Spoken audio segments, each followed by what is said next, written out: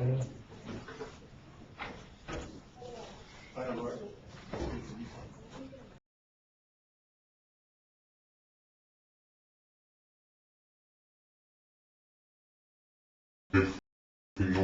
wave sticks.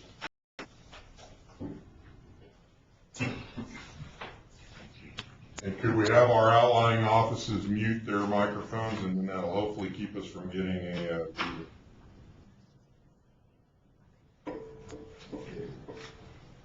Okay, good. Okay, we're going to go ahead and call the meeting to order. It's 9:31, and we're going to go ahead and start off with the Pledge of Allegiance. Heather, would you mind leading us, please? Allegiance to the flag of the United States of America and to the republic for which it stands, one nation, under God, indivisible, with liberty and justice for all. Thank you. Okay, we'll go ahead and do roll call. Let's start down in Las Vegas, if we could. Las I'm not Vegas? sure I heard, Paul. Just roll call. Oh, Dave Kuhn, Dairy Industry.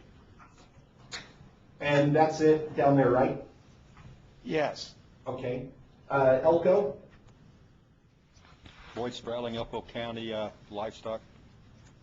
Thank you, Boyd. We'll go ahead and start here in Reno. We'll start with Heather. Heather Lackey, Douglas County representing pest control. Pete Ferris, Elko County, representing sheep industry. Jim Snyder, Lyon County Row Crops. Tim Defrina, Humboldt County Livestock. Charlie Frey, Churchill County General Farming. Woody Worthington, Douglas County, General Life. Paul Anderson, Washoe County Petroleum. And then we'll go ahead and go to the employees. Dennis Belcourt, Deputy Attorney General. Jim Barbie, Director. Laura Bartos, Executive Assistant. Rebecca Allard, Public Information Officer. Lynn Hetrick, Plant Industry Division Administrator. Arthur Toole, Consumer Equitability Administrator. Doug Ferris, Administrator, Animal Industry. And JJ Gogachia, Animal Industry. Sorry, Paul. it's okay. We'll go ahead and go to guests now, please. I'm Mark Jensen. I'm the State Director for Nevada Wildlife Services. Bill Payne, I'm the Dean of the College of Agriculture, Biotechnology, and Natural Resources. And Deborah Crowley, Physical Administrator. Thank you. Sorry, didn't notice you again. Okay, we'll go ahead and move on to item number 2, public comment. All right, hearing none, we'll move on to item number 3. This is an action item to approve the minutes of the special session from March 10th. Everyone had a chance to look more. Unfortunately, there weren't a whole lot of minutes there. Do we have a motion? I move we approve the minutes. I'll second. Okay, so we have a first and a second. All those in favor, say aye. Aye. All opposed? Okay, the motion passes. And we'll move on to item number 4, the director's report. Appreciate everybody making the meeting. The thing I would like to start out with is I'd like to introduce you to our new Executive Assistant for the Department of Agriculture, Laura Bartos. She comes from us from the Governor's Office of Economic Development, and you've been on staff now about 2 months. And she's doing a great job already, so much so that Jerry can be on vacation in Ireland. So we want to welcome Laura on board, and of course you've already figured out she'll be communicating and doing all those things that Jerry had done in the position and direction with the Board of Ag. So welcome aboard, Laura. Yes, welcome. And then next up, we wanted to put forward a statement that we hope that the board was good with regarding the passing of Dean Baker, former board member. Dean Baker was a pillar in Southern Nevada's agriculture community, and he will be missed. Mr. Baker served the Nevada Board of Agriculture representing the livestock industry from 2008 through 2012. He will be remembered for his dedication to farming and ranching communities of Nevada and his legacy lives on in the family's operation there in Baker, Nevada. Are there any opposition to that statement, or any additions that you would like to see? He was a great guy, hardworking, dedicated to the Nevada and the agriculture industry, for sure. And I'm not exactly sure on what the exact date of his passing was, but I saw it pass through Facebook about 3 weeks ago, somewhere in there. So There will be some kind of a memorial in Baker around the 24th of June or something? Yep. 24th. Right in that time frame. He was actually a great representative of agriculture. Absolutely. Very dedicated. Yes.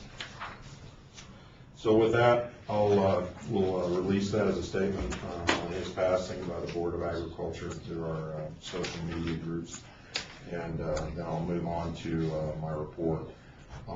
There, just take a look at my report. You can kind of see the different interactions that we've had during the legislative session. As we're clipping through, just an idea of some of the things that we were meeting on, and some of those outcomes. SB 167 was a school gardens bill that actually passed in the last hours of the session with about roughly $600,000 in general fund money that will come through the Department of Agriculture, Food and Nutrition, and be dispersed to schools in Clark County, well, across the state, to help start school gardens and start learning about production agriculture in their local schools. So that was a win. The SB 3 was a bill that we put forward to modify the law on breakfast after the bell that takes the 10% requirement every year, which was only supposed to be tied to the money side of the spectrum this biennium we're in, and that changed it to they must increase or maintain their current participation levels, and that passed the legislature. We also had AB 33 and AB 32 pass the legislature. AB 33 was a governor's bill that eliminated the Dairy Commission, which will address that here a little bit later in the agenda, as well as the onion, garlic, and alfalfa advisory boards.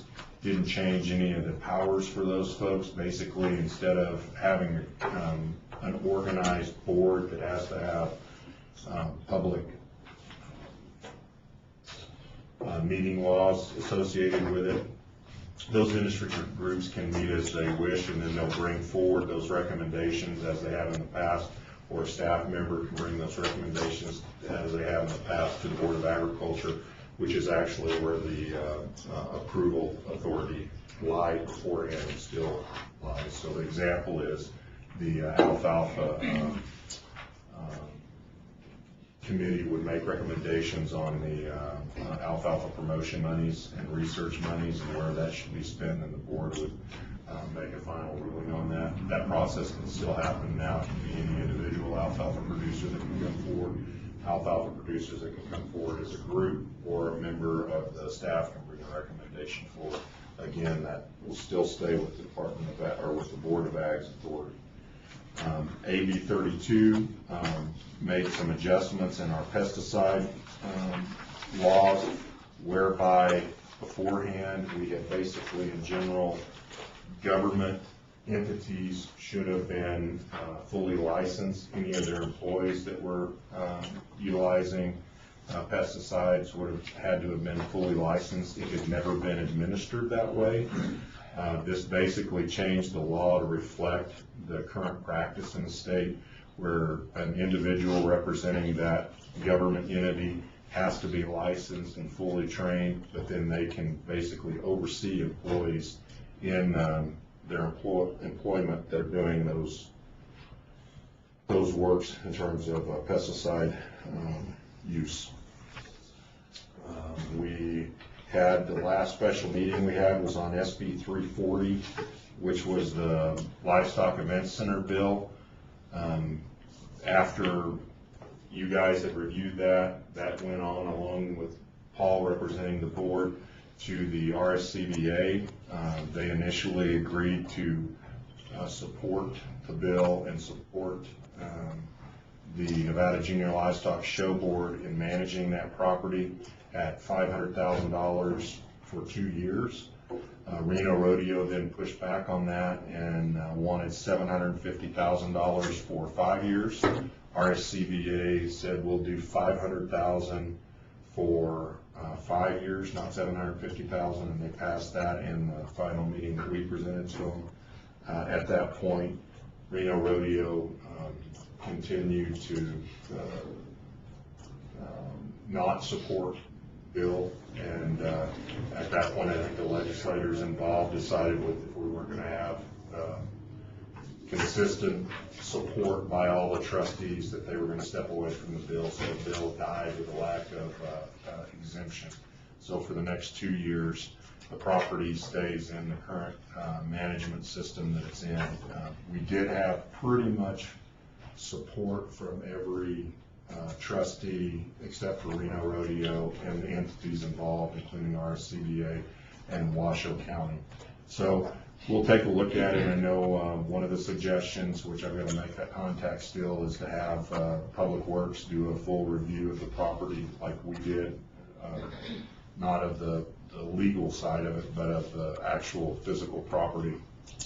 So I'm going to move that request over to Public Works, and we'll see where that lands.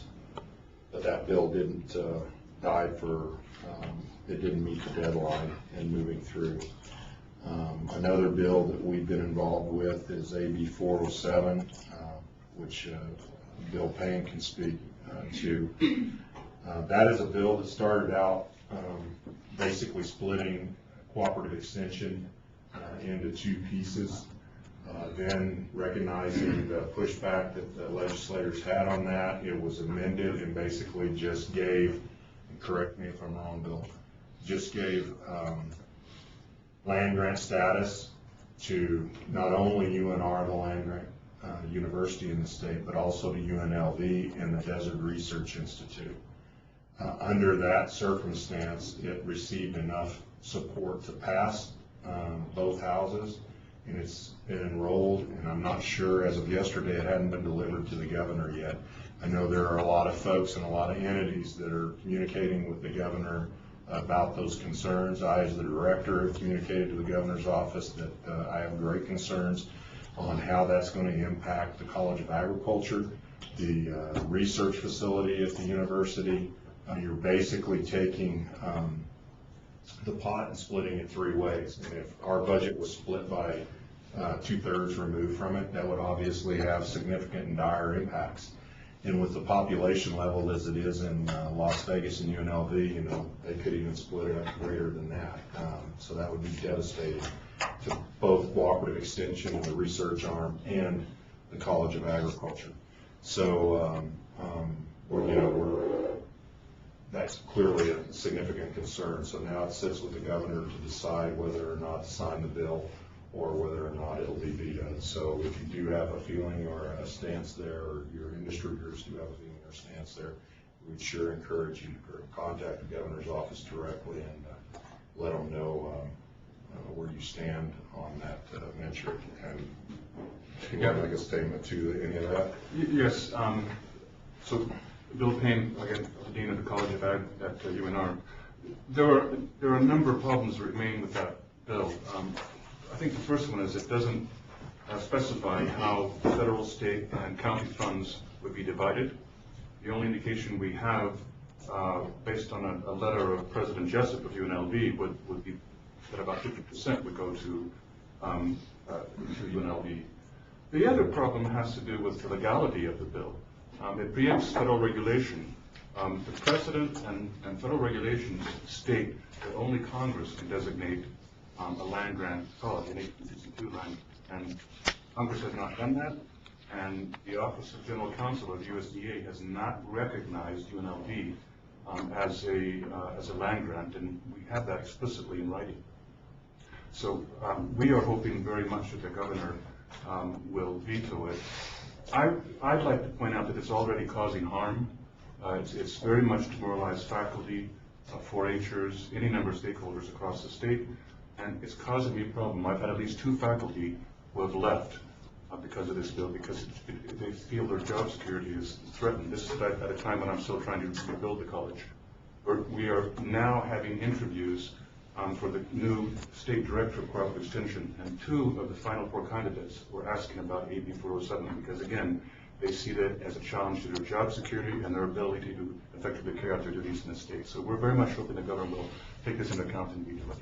And it was very noteworthy, I felt, during the hearing that, you had Las Vegas cooperative extension staff that were there speaking in opposition to the bill, and we're talking members of the Las Vegas Clark County community for 20-plus years. Some of them, their whole lives had been down there, and they were very much in opposition. And the amendment of the bill made it look like it wasn't a split of cooperative extension, but that all goes with land grant status. I would also suggest that if it is signed by the governor, I think that there's going to be other states that start getting into the legal challenge of this specifically, because I think if this were to happen across multiple states and this precedence is set and USDA allows it to stand, that it could dramatically impact and the whole College of Agriculture land grant university status system across the United States. I mean, it could very, very, what was the last time a land grant assignment was given? That was in, well, the last was 2014. That was for 1890, a historically black serving college in Ohio. That literally took an act of Congress. It was part of the 2014 land farm bill. The last time before that was the creation of the 1994 tribal colleges. But before that, you have to go back to more than 100 years. It doesn't happen every day, and it definitely hasn't happened by leadership of a state legislature. Exactly. So we'll see where that goes. Will there be some of this? Will someone else review the legality issue? Yeah, clearly. Before the governor acts? Or? Well, no, because LCB, by allowing that to move forward, has taken the stance that they deem it to be legal. I know that the governor's office has been informed about the legal concerns by several folks that have forwarded some information related to that. And I think several lawyers attached to the Cabinet Advisory Board have as well put forward statements of concern about the legality.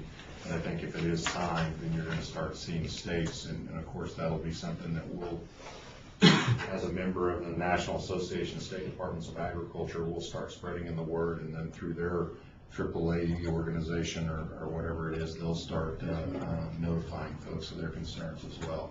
I mean, it could become a big national fedora if it is signed. So we should see in the next 4 or 5 days what's going to happen in terms of governor action on that. Thank you, Payne. The animal, we had an animal, and now I'm starting to lose memory of what bills were what numbers. It starts to mix. We did have a bill that was sponsored by Senator Menendo that was animal abuse, 405, which would have been SB 405. And it made it through the process and then was put on the Secretary's desk in the Assembly and died for a lack of action in the Assembly. But basically that started out as an animal abusers registry, much like a sexual offenders registry. That's what it was based off of. And they started that out with a, it went through the Department of Public Safety. Department of Public Safety to put a $2 million, just call it fiscal note on it. And so then they changed it to Department of Agriculture. We put an $850,000 fiscal note on it.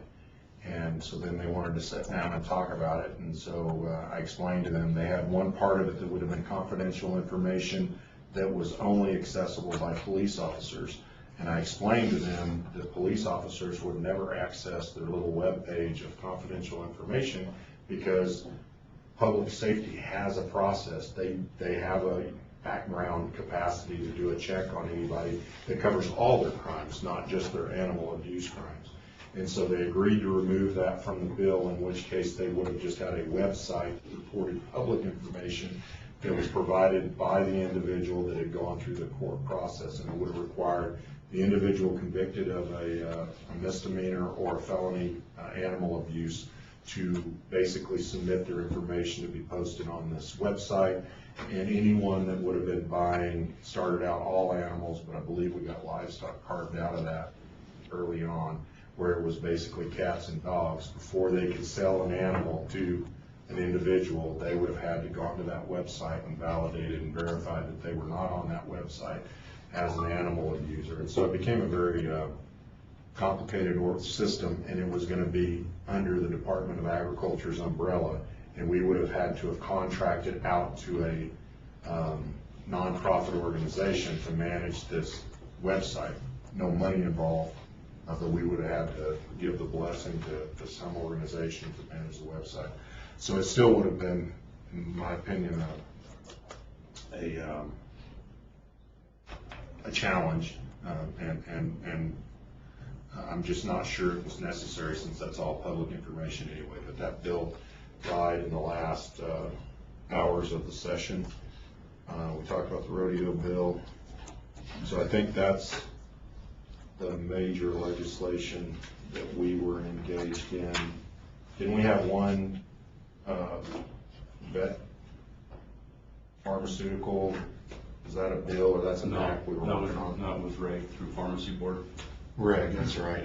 The other two things I would add that are not on the list at the time that we did the director's report. This past weekend, I participated in the FFA Eureka sporting clay shoot, which was 115 shooters to raise money for FFA, which is the second largest shoot they've ever had in Eureka. And I think that shoot started out with 50 shooters about 6 or 7 years ago. So it was really successful, and folks had a good time. And of course, you know, we like being seen as a part of, as an agency, as a part of supporting those activities. We also attended on Friday the Cattlemen's Executive Board meeting that was held in Eureka, and discussed many of the things that we're going to be discussing with you in this report. And then following those two meetings, I went to Vancouver, Washington to participate on the Executive Board meeting for the Western United States Ag Trade Association. And on June 24th of this month, I'll go with travel with the Executive Board of WASADA to Malaysia and Miramar to look at new emerging ag markets there. And so the Executive Board consists of 4 directors, secretaries, commissioners of agriculture, and I'm the past president of WASADA. The current president is Jeff Whitty out of New Mexico, who will be traveling. The secretary is Scott Enright from Hawaii, and the treasurer is Don Brown from Colorado. And so we'll be traveling on that, I think it's a 5-day trip to Asia. And then we are looking at, through WASADA, next April, about a little less than a year, somewhere in there, we'll be taking a board trade mission trip, which will be all the Western 13 state commissioners and secretaries and their marketing staff, which for us would be Jeff Sudich. And we're looking at doing a trade mission with the Secretary of Agriculture, Secretary Purdy, and doing one that's probably, we're not sure which one yet, but it'll probably be either South America or a European trade mission trip with the USDA Secretary. And those travels, well, actually all my travel for the most part is covered through WASADA. So, additional pieces, I'll go real briefly through where the budget finished in terms of the agency. First off, it looks like there were 3% wage increases across the board for all state staff in each one of the fiscal years. Governor's recommendation was for 2%, but 3% was actually approved. We had a increase in our department-wide travel ask, because as the economy's upticking, we're doing more inspections, we're doing more things across the board. the legislature basically took all of our enhancements, so we have our base travel, which is what we were approved for last session. They then looked at our enhancements, which was above that base approved travel last session, and they approved 50% of each one of the enhancement requests across all of our accounts. On 4554, the administrative account, we were approved for 2 new positions. One is a grants and project analyst position, so that individual will coordinate with the governor's grants office to look at new both private and federal grant monies that the agency may qualify, to try to connect to our programs and help facilitate those divisions being able to go after those funding sources to increase our capacity as an agency. One of the examples of the kind of grants we're talking about would be that maybe we weren't aware of, it's like the farm to school grant that we do get, but this is just an example of, if we weren't aware of that, this individual would see that as one of the USDA grants that's out there, then they would coordinate with Food Nutrition Division to put the grant together to get those funds and increase the amount of federal or private money that we're bringing into the agency. We also were approved for a business process analyst position. Specifically, that is a GIS position, a mapping position. It's pretty common now in most agencies, and we've had a GIS position that was a contracted position, I want to say for 2 or 3 years now. And so any of the times that we're working with the Sage Grouse or Sagebrush Council, we put maps together for them. We've done maps related to our food nutrition programs in terms of tracking and routing. We've done maps. I think the new district brand district map that was developed by this contract staff. So now we'll actually have regular state staff positions just doing that work for us. Stop me with questions anywhere along the way that you may have. So those were the 2 new positions. We also had a request for review and reclassification of positions. We had a review on Deborah's position and an increase in request in salary, basically because her position was being paid less than a position that was reporting to her. And so they agreed with that modification.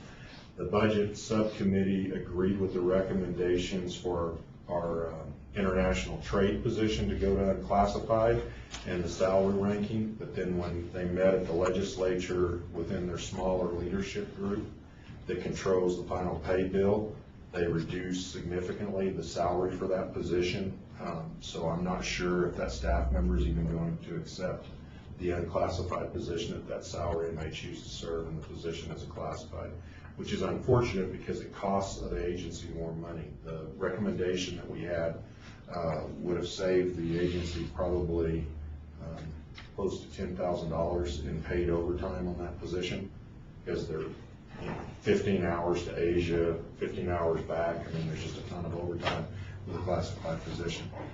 The position salary that they recommended was, I think, $3,000 over what the current salary is, which would be it wouldn't make sense for them to accept the unclassified service. So we'll see where that goes. Hopefully we don't lose a staff member over that. Ag registration and enforcement.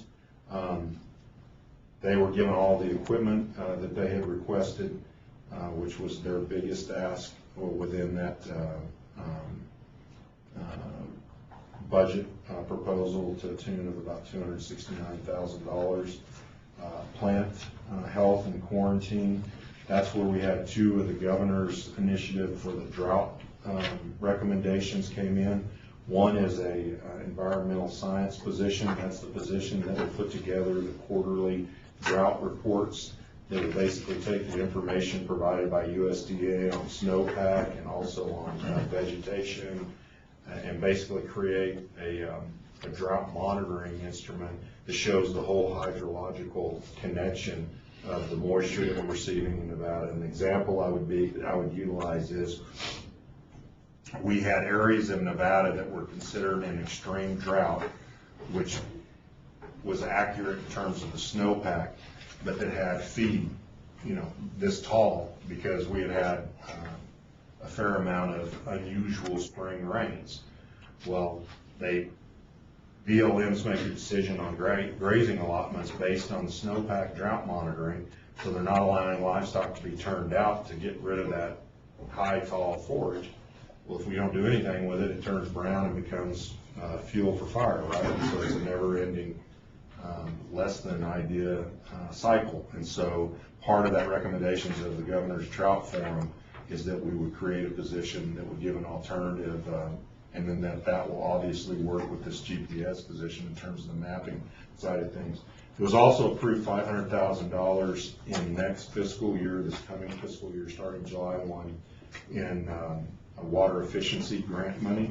So producers can apply for that water efficiency money, and basically, if they're using wheel line or flood irrigation, and they can show by buying technology that they can increase their water effectiveness and efficiency, then that grant money would be open for them in this first year. It's only in the first year of the biennium. It's only $500,000. It's not a tremendous amount of money, but it should make some impacts. And we're basically looking at probably targeting some of those moderately sized producers where it becomes financially a more difficult step financially to increase your efficiency. More information to come on that. We basically will have to do an RFP that we'll put out for industry folks to submit a grant application for. That is also, let's see, and back up one, when I was talking about 4545, significant also in that is the enforcement officer that's currently funded in the agriculture registration enforcement. That position has been transferred to a new account that contains all of the ag enforcement officers, the one from plant industry as well as the 4 from animal identification.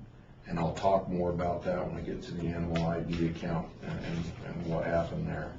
So plant health and quarantine, that covers that piece. There's also money that I think $200,000 that comes to the agency that we're then required to sub-grant to the Desert Research Institute for them to continue and the monitoring, the drought monitoring instruments that they have located across the state, and expand some of those instruments as well.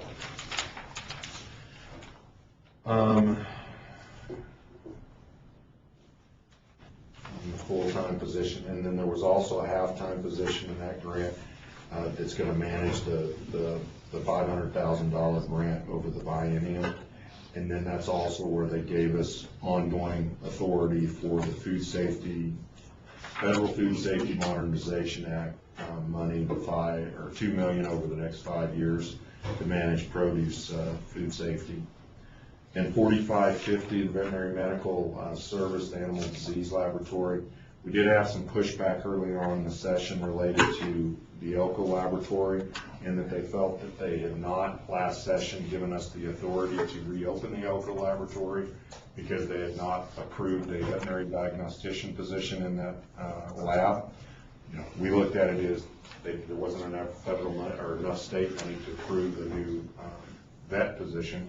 So we looked for an alternative way to manage our resources that we had and get that position open, since that's the largest population of animals in the state, right, in northeastern Nevada, both livestock and wildlife. So that was kind of batted around, and they beat us up a little bit on that, but at the end of the day, the equipment requests that we had for both Elko Laboratory and Sparks Laboratory were fully funded. They expanded the travel budget of the state veterinarian, because the state veterinarian position as it exists today is very different than how it existed at the close of the last session 2 years ago. It's much more mobile and much more engaged across the state. And so all of our requests in that budget were approved. including a biologist position, that we do not currently have a biologist position in the agency. All of our positions are either tied to agriculturists, range managers, that kind of piece. This biologist position, we're looking at getting someone that can help us related to issues of interaction between livestock and wildlife. So in some cases, that could be interaction related to forage or habitat, depending on which way you're talking. In some issues, it's related to the interaction of bighorn sheep and sheep. I mean, there's tons of places that position will be a part of the conversation, helping us in terms of making decisions and recommendations to the board as we move forward. So we're very pleased that that was also approved as one of our requests through the process. So again, that's a general fund position located in the largely general fund account 4550 for animal disease. Livestock inspection account 4546. That account's been struggling. That's the account that we talked with Cattlemen's a year ago about our concerns and possibility of needing an increase in fees. Through GovRec, there were no changes in that process in terms of general fund, but as we got into the legislative process and the LCB identified that they too agreed that there was concerns about the stability of the account. We were basically looking at, if we continued on the way we were, we would have ran out of money middle of next, not this coming July 1 fiscal year, but the next FY19 fiscal year. That account would have been upside down. And so we were given basically the directive to identify how we were going to reduce expenditures or increase revenue during the legislative process. I wasn't going to make a call that we were going to increase fees without going through the process of, workshop and hearing, all that kind of good stuff. So basically we gave layoff notices to 2 enforcement officers, the Ely position as well as the Sparks position. As that made its way through the process, the governor's office came back with a recommendation of 75% general fund for the salary and benefits of each one of those positions. That went to LCB. We met, they did the final budget closing, and they went with a 50% recommendation for general fund for all 5 of the positions and their benefits, which includes the plant position, which is why they moved those positions out of 4546 into a new account that's, I'm not sure what the final title on that was. Do you remember? We recommended it, but I haven't heard back. We recommended basically agriculture enforcement account. And all that would be transferred is the salaries, and all that would sit there is their salaries, which was 50% fees and 50% general fund.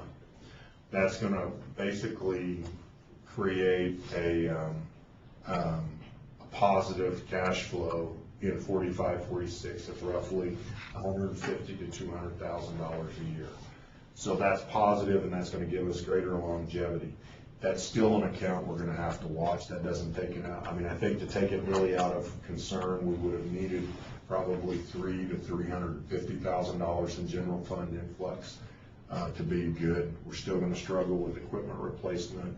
We're still going to struggle with reserve building, but we're going to, be focused on the account and try to do everything that we can to make it as healthy as possible, and at least in the next 2 years surpass having to come back and raise fees on any of the stuff that we're doing in there. We did get all the brand inspectors transferred over from state employees to contract employees. So starting July 1, we'll be engaging with our current brand inspectors.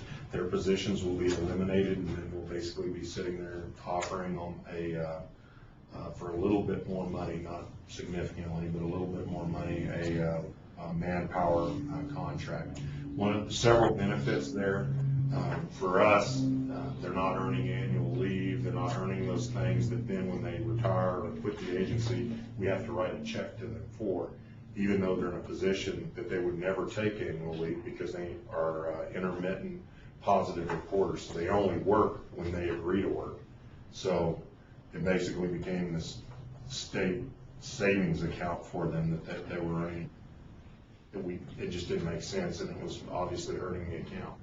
So we're hoping this will all benefit that account. Yes, sir. So what's the likelihood that you'll have some leave because of the change, as well as being able to bring on new people as a result? I think that's definitely going to be a concern, but probably more, rather than the change in status in the positions, is the continued hesitation of accepting the digital format by which we're doing brand inspections. I think that's probably a bigger driver in folks not continuing to be brand inspectors than the change in their positions. Because in these by changing these positions, there's a couple of things. They're currently, or we're fixing to be, we're going to be forced to start doing their own digital timesheets, because that's a big cost that we're paying in secretarial or administrative assistant costs for them to do, and we were going to be pushing that on to the brand inspectors. Like all other state employees in the system, you have to do your own digital timesheet, which there was also some legal issues, because how does a administrative assistant certify that when they're doing somebody else's timesheet?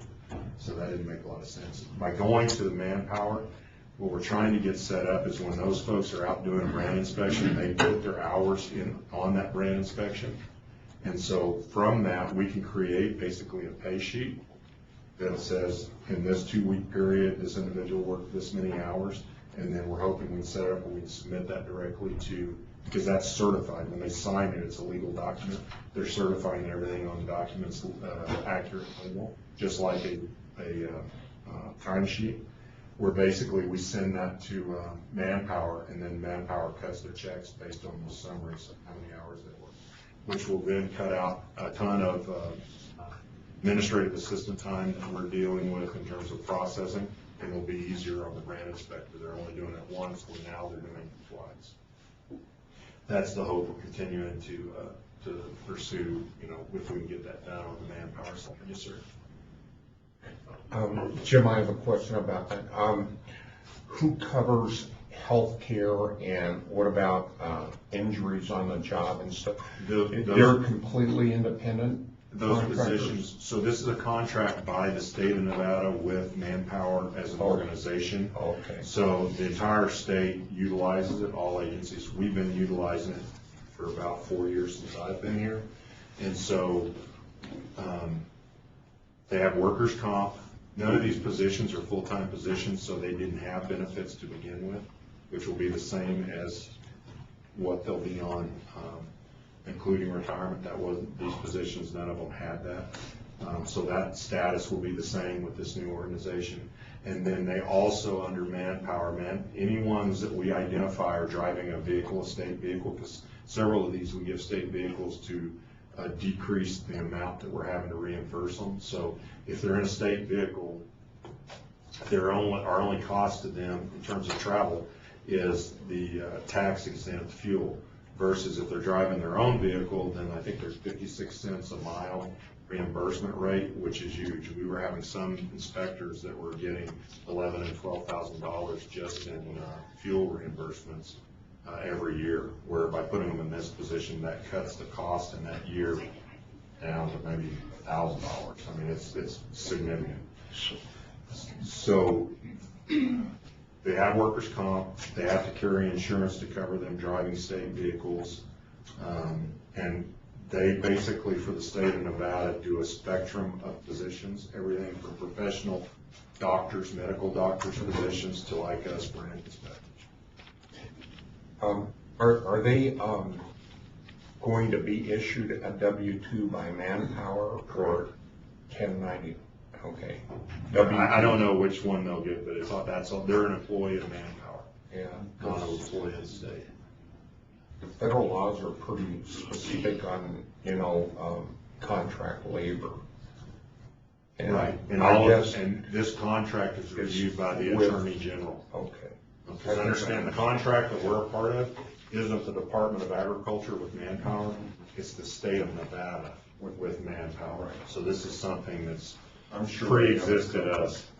Yeah, but well above my pay grade. Tim? I had a question on mileage on that. Like in our area, there's basically one brand inspector that's out there, and, you know, there was a discussion about the mileage that they could, you know, actually go, and a lot of that, I mean. Doesn't fit because there's not enough. Yeah, and I know we're making special consideration in certain areas where that doesn't work, you know, where we have to have expanded. And then also in that situation, those are good examples of where we're trying to get state vehicles. Okay, that was my question. Right, because, and so there's basically what we've done to make that consideration is we've looked at over the last 3 years, what's been their average reimbursement using their personal vehicle. And then I think and these guys can verify, but I think it's roughly around $2,500 a year, or what is it a year, that it becomes beneficial to have them in a state vehicle versus their private vehicle. And that's basically amortizing it over, we figure the vehicle will last at least 3 years.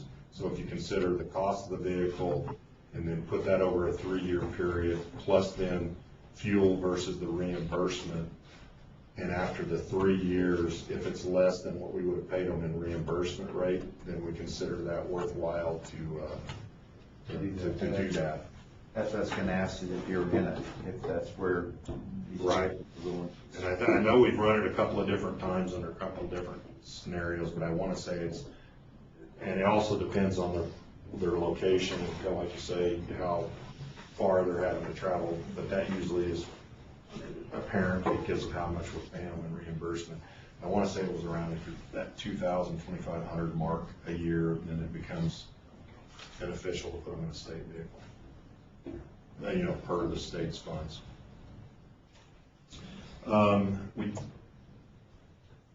did not, so there was some confusion there as well, because there was confusion on whether the contract positions could drive vehicles or not. And so they basically eliminated the highway patrol vehicle requests that we had in the biennium budget because they didn't think it was legal for contractors to drive vehicles. And we had found out that it was legal, and it's pretty common practice. Matter of fact, in another part of our budget, we're hiring 2 manpower positions to drive a state vehicle. That's basically what their job's going to be, so that we don't have a professional position putting their time into that, moving Melissa around. So we're probably going to look at the vehicle authority that we had this year that we're closing out on, and the vehicles that we're able to get this year. Look at then who else do we have that's above that threshold, and if we have 3 or 4 more vehicles that we need, we're going to go forward in IFC for a request based on the misunderstanding and mistake made in the budget building process on 4546. So short story, 4546, all the ag enforcement folks transferred to 4547, and half of their salary is general fund. All of their operation costs are fee-based. And we did research and came up that 80% of their time is dealing with public safety, which is why the governor's office agreed to 75% general fund. So I'm hoping the next legislative process, we can increase that ask to 75%, and when we do, I'm hoping we can get it across operational costs as well, because again, and I guess that's where we used to be up until 2008, until we had the economic downturn, is it was 75% of the enforcement costs was general fund. We're trying to get returned back to that level. We've been in good shape. Okay. So consumer equitability, we got everything we were asking for the most part in terms of equipment in that budget. There is concern about that account's cash flow.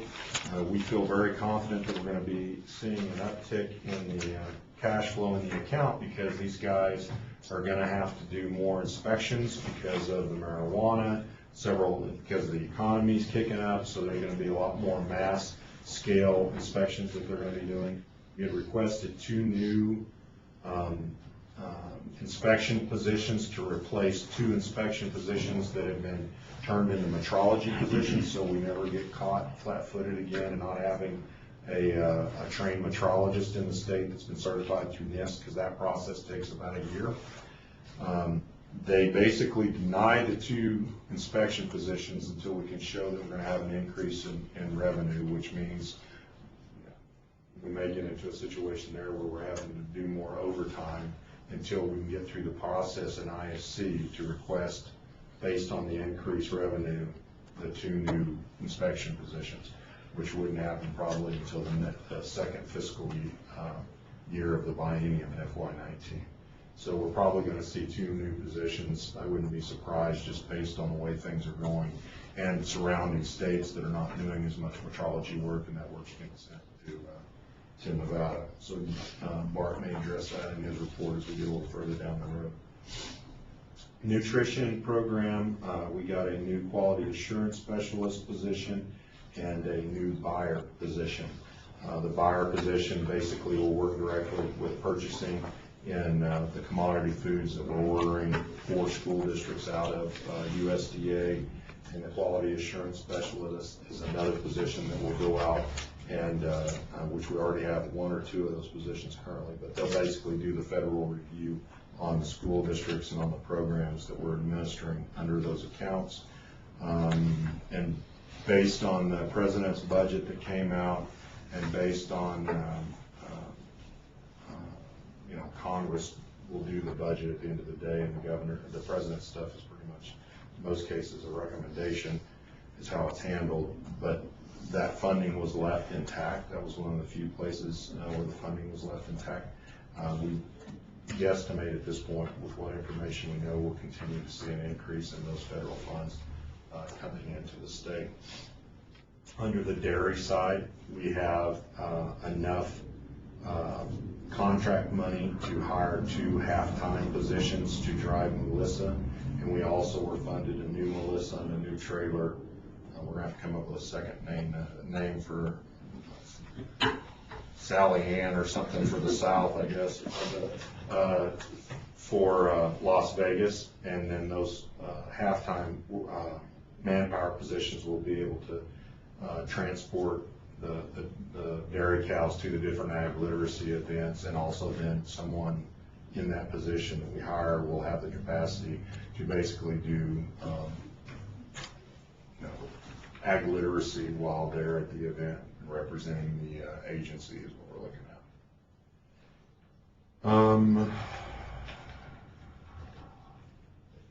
at. Predator animal, which through GovRec or through agency rec was eliminated, was restored in GovRec, and was fully funded in legislative process. So at the end of the day, if you look at where we were this last biennium on general fund, which was roughly less than 2% of our budget, if I remember correct, it's around that 2% bubble. We had a reduction through GovRec of $2 million because of the elimination of wasn't the elimination, it was never intended to go beyond last biennium, the $2 million of breakfast after the bell. Then with GovRec on the drought programs, and with the increased general fund put towards ag enforcement, at the end of the session, we're going to basically be the same general fund roughly that we were this last biennium. So, and I see that as a win. That's a good thing. We're not dropping the state's commitment to the agency and to the industry. It's basically roughly the same as it was last session. I'm hoping that in some of the other programs we can get that expanded, specifically ag enforcement, moving forward. And a couple other things I wanted to give notice, and I'm not sure if she's going to make a report later today, but hopefully she will. Donnell Barton submitted her resignation. She is retiring as of, I believe it's going to be June 20, June 21, somewhere there. I told her she couldn't leave before IFC because she has 2 work programs in IFC, so she's got to make that, but she's retiring and moving home. She found a house that she's been looking for a while, but she thought she was going to do another year, but she found the right house in the right time in the right place. And her house was kind of where she was seeing how long she was going to be here. It sold quickly in Carson City. Great for her, unfortunate for us, but she's going to be dearly missed, and we're having a retirement party for her on June 15th here at the agency during lunchtime. So that's a bummer, and that's going to be hard to replace. We've had that position posted now for a couple of weeks. We've had some applications that we've received, and so once Jerry returns from her vacation, we'll start reviewing those and start trying to move and get a position in. Again, that position is directly related to the management of the largest, basically 90% of the agency's budget. So we're going to do great due diligence and not get in a hurry to hire and make sure we get the right person there. We do have a staff member in food and nutrition that has a tremendous amount of background in terms of managing some federal programs and is very close to retirement and is not interested in that position. And so I've made them, they're going to be acting administrator until we make that hire. And so we appreciate Otto being able to and willing to service in that capacity in the short term. So we'll see what we have in terms of applications, but on a personal level, Donnell's really going to be an issue. Longtime friend, I think I've said a couple of different times, that was my first supervisor in state government was Donnell, working at the Department of Education, and so I'm for sure going to miss her. But we wish her all the happiness in the world. We want folks to succeed where they're headed. Lastly, and we talked to the Cattlemen's Executive Board specifically on this topic, we have transitioned to the head tax process going totally digital. Our delivery of that message may have fallen short in how we wanted to deliver that message, but the message was delivered either way. So we were now have put out a couple of updates on the information. Is it a good thing? A couple of documents. One is a step-by-step guide to doing your head tax online. We are also offering folks in the field, we don't have the capacity to do it in Las Vegas, but we do here in the north and in Elko, that if livestock industry folks in Vegas can call the Elko office and they can help work them through it on the phone, but folks that want to come to Elko or Sparks can come into the office and we'll sit down with them and help walk them through doing it online, provide assistance this first year. This again goes all back to trying to save the resources that we had. Last year we had a half-time position that was basically doing all the head tax, putting all of that information in, and that has a cost, and we're trying to reduce the cost so that we don't have to raise fees. It's a yin and a yang. The rumors quickly started that it's extremely complicated and that it's almost impossible to do. To make sure that I wasn't telling a fairy tale, I sat down and did my head tax before I went to the Cattlemen's meeting. It is the easiest online process that I've ever dealt with, and that specifically includes going online to get game tags at Endow. As a comparison, since many people have done that. It's 4 screens. The first screen is your contact information. The second screen is reporting options, basically aligning who you are, what it is you're going to be reporting. The second screen, I had one issue with. I didn't have my head tax or my brand number in front of me, and I had to look at my brand number. And then the second, on the head count part, I had my numbers. I put my numbers in for number of cows, number of horses, and I didn't put anything in the other items like dairy calves and sheep and all those pieces, because I don't have those. And it basically stopped me and said you have made this mistake and you have to put a number in each one of those categories. So I had to go back and put zeros in each one of those. Then I went to payment, and this has caused great concern, and we've got a lot of calls on. I don't want to use my credit card because I'll be hacked. My response to that is thanks to, she isn't in here, but thanks to Gail and her work in business processing, we're reviewed by security specialists to ensure that we can't be hacked. That's part of being in the state system. And out of agencies, we have one of the highest ratings in terms of security capacity in the outlying systems that we've built. As a matter of fact, The treasurer's office uses us as the example in the contractor that we've used to do that. So we feel very confident in the security that we currently have. But better than that, we would rather you not use your credit card. We would rather you use a check. And everybody says, but it won't let me use a check. We didn't put on there a button that explained what an e-check is. And so we've added that into the system since last Friday, where basically when it says e-check there, you put your mouse on there and it tells you what it is. An e-check is your bank routing information and your account. The same information you give us when you give us a check out of your checkbook. It is on the bottom of your sheet. Anybody that you've given a check ever in your life has your routing information and your account information. And we also have told folks, this year, if you want to come in and we'll help you do it so that you learn the process and everything, and you're adamant that you want to give us a check, give us a check. Go. And as we're doing it, we're going to enter the information on the bottom of your check and we're going to hand it back to you. Because that's basically the same information, and that we submit that information, and then that amount is what's taken out of your account, just like when you write a check. It's the same thing. It's just not using a paper check. And so you'll be handed those back. So there's 4 screens, that's it. Contact information, reporting options, which included identifying your brand information, email, and then head counts, and then the last screen is payment, and then you're given a receipt like this. The information that we're then storing off of this process, and you get a printed receipt for your tax records. We're also then going to be setting up the producer side of the head tax and of the brand system, whereby this you're going to be given unique numbers tied to your brand numbers or the information that we have, including on your email, that we can communicate with you, so that after this you'll be able to log in down the road in the next 6 months to a year as we're building this part, and you'll be able to pull up any brand inspections you've had since it's been digital.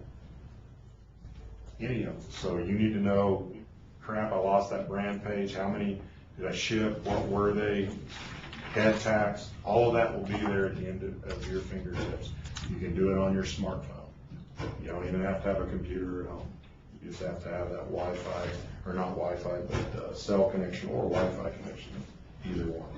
So we have got a lot of pushback about the head tax, but this is all about not raising the industry's fees, which is clearly the message that we got a year ago. And this has been the process that we've been in. Several folks were surprised that that was going digital. I apologize for that, but maybe we were talking in a vacuum, but we've been working on getting head tax digital for 3 years. So clearly I was surprised and failed in the messaging along the way, but we're learning just like everybody else, and we'll do a better job on the next thing under that digital capacity. But this is a big step forward for the industry, and probably in most ways leading the way. The folks that are building this continue to get a lot of inquiries from our neighboring states, both on the brand inspection side and on the head tax side. So I know that was kind of an elongated report than I normally do, but there was a lot of information. Yes, sir. One question I should ask earlier, I guess, back to the drought monitor position in the biologist, when are you hiring that? So all the new positions that we get, except for the contract positions, contracts can happen July 1. All the other new positions will not happen until October 1, right? Yes. Yes. By standard process, or however the hell they figure out they're going to do that. So, for example, Megan is going to lead the way on starting to put together the RFP on the 500,000, because that's only in the first year. So we need to get that RFP out to producers shortly after July 1, so that you can start planning. You know, if you're going to do some kind of modification, it's going to happen over winter or in very early spring before production starts. So we've got to basically receive grants, make awards by probably no later than October, November, somewhere in there. But the position won't happen until October, and that's the position that's going to basically start pulling together. And there were parts of that recommendation that were not approved over at DCNR, and so we're going to pick up the role. So, for example, there was a water resiliency website that was maintained by the State Water Engineers Office, And at DCNR, they were gonna have like 4 or 5 positions that were gonna do multiple things. One of them was a PIO that was gonna manage that website and put out information about drought resiliency and all those things. We've stepped up in our agency, based on our communications capacity currently, we're gonna take that on. And so at some point, Megan's gonna work on getting that drought forum committee that was identified in the recommendations. We'll manage that. This position will, once they start putting that together, this position will then start pulling that data together, start creating drought monitoring reports. We want our reports to come out at the same time or a little before USDA's. So, there's going to be a lot of planning and probably 6 months before our first drought report's ever going to come out. Just because we got to get the position in place, we got to get the resources put in place to make that happen. Plus, we're also picking up those parts of those recommendations that were not funded by the legislature at DCNR. So we'll be working with Jason King's office on what we're communicating relative to their authorities, and it'll be kind of a combined effort that'll also flow through that committee that will basically house the drought resiliency website will become a Department of Ag project that we'll manage. Dr. Barbie? Go ahead, Boyd. I was just curious who participated in the bighorn sheep risk of contact assessment meeting. And I'm not sure I actually made that one. That one was, I believe, raise your hands if I'm wrong, Megan and JJ. And I may have been at that one, I can't remember. We were in or out, and Doug was there too. And Doug was there as well. So do you have questions on that one? No, I'll just catch up with them maybe. Okay. And are you guys going to address any of that in your report? We can, but. Can you give us like the 2-minute version? That way everybody hears kind of the same thing. Heather? I just had a quick question about the digital head tax. So are we leading the way with the technology for that as a state of Nevada, or are there other states that are already using this technology? No, this is homemade and home created. Well, homemade, home created. We contract out with UL Educational Services, not only on this, but on the development of the in the field brand inspection system. And it's kind of ironic when, because these guys, so the story is that I knew these guys when I was in ag education, and they created an online record book for FFA students. And we had worked with some other groups and not had much success on moving anything forward. And in a meeting with them on an unrelated subject, I brought this up, and then they started the development of it. And now it's been successful enough that we have states like Idaho that are trying to get them to contract with them. And there's a lot of money and possibilities for them, but they don't seem to be too interested. They said, no, we like working with Nevada, and we're just going to do this little thing. For us, I would like them to get to the capacity where ultimately they could subcontract out with some other states to do the same or similar systems.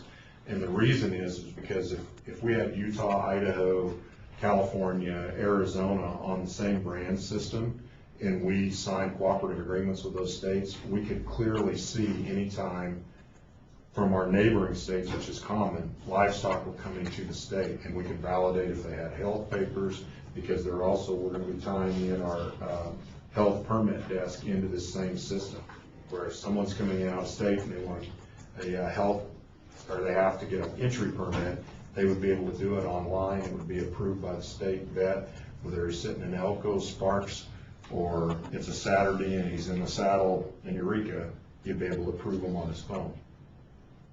So down the road, I'm hopeful no repeaters in. I'm hopeful that at some point it gets to that capacity, but yeah, we're leading the way with this. The other previous systems that have been much more expensive that some states have bought in, I think New Mexico bought into one. They fought and fought and fought it, and I think I heard a rumor that they're fixing to dump it. And this is after, I think, 3 years and $1 million worth of direct investment. And I think Idaho's had some big struggles there as well. So, yeah, we're real proud of the job that Gail, who's really led our effort on this side in coordinating with Ewell Educational System, and Russell Ewell, who's been the guy that's communicated and developed with us at the job they've done. These guys basically manage the scan systems also for the National FFA organization. So all the state's livestock judging contests, not ours, but across the United States, are managed through these systems. And I think that they now have over 300,000 students that are using their record book system across the United States. So, and for us, the real economic advantage is they maintain all the data. We don't have to buy servers or IT staff or anything. That's all part of it. We own the data. We retain ownership of the data, but they manage the data for us. And that's a huge savings. And I think that first contract to develop the brand inspection program was about $15,000. So compared to the, we're winning all day. Any other questions for Director Barbie before we move on? I just have one real quick, Woody. Worthington, on that, is it an app or is it a URL they go to? It's a URL, so Okay. it's in that way it can transport across multiple, whether it's an Apple or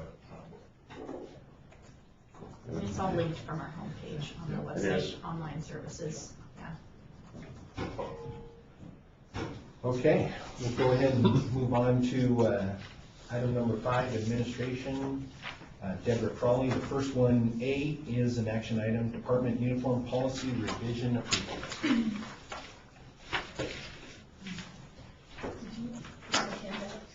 Yeah.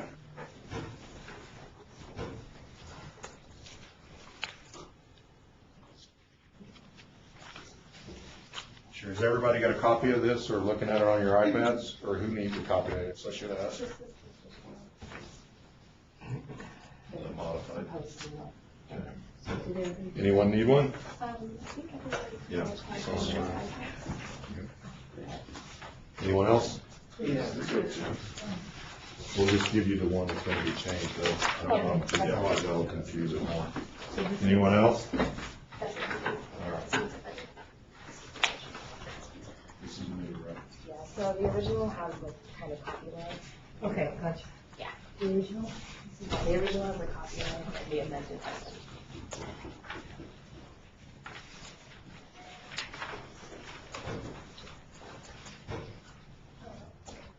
So the request is to modify the existing uniform policy.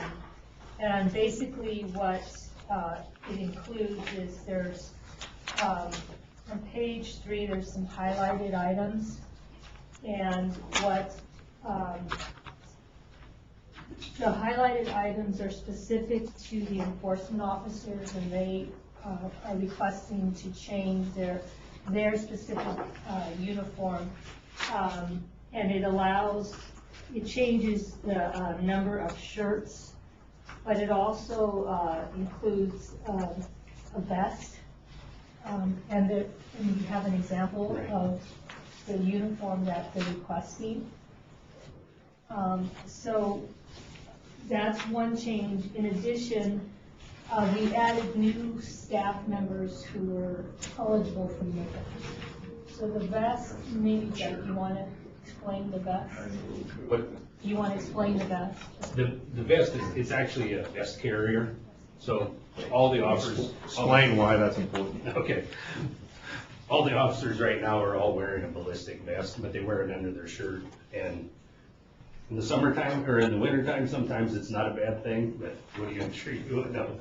In the summer, I mean, it gets so hot that, I mean, we've had people before that end up with heat stroke because of that. So with this, it's an addition. They've probably been out for about 4 years now.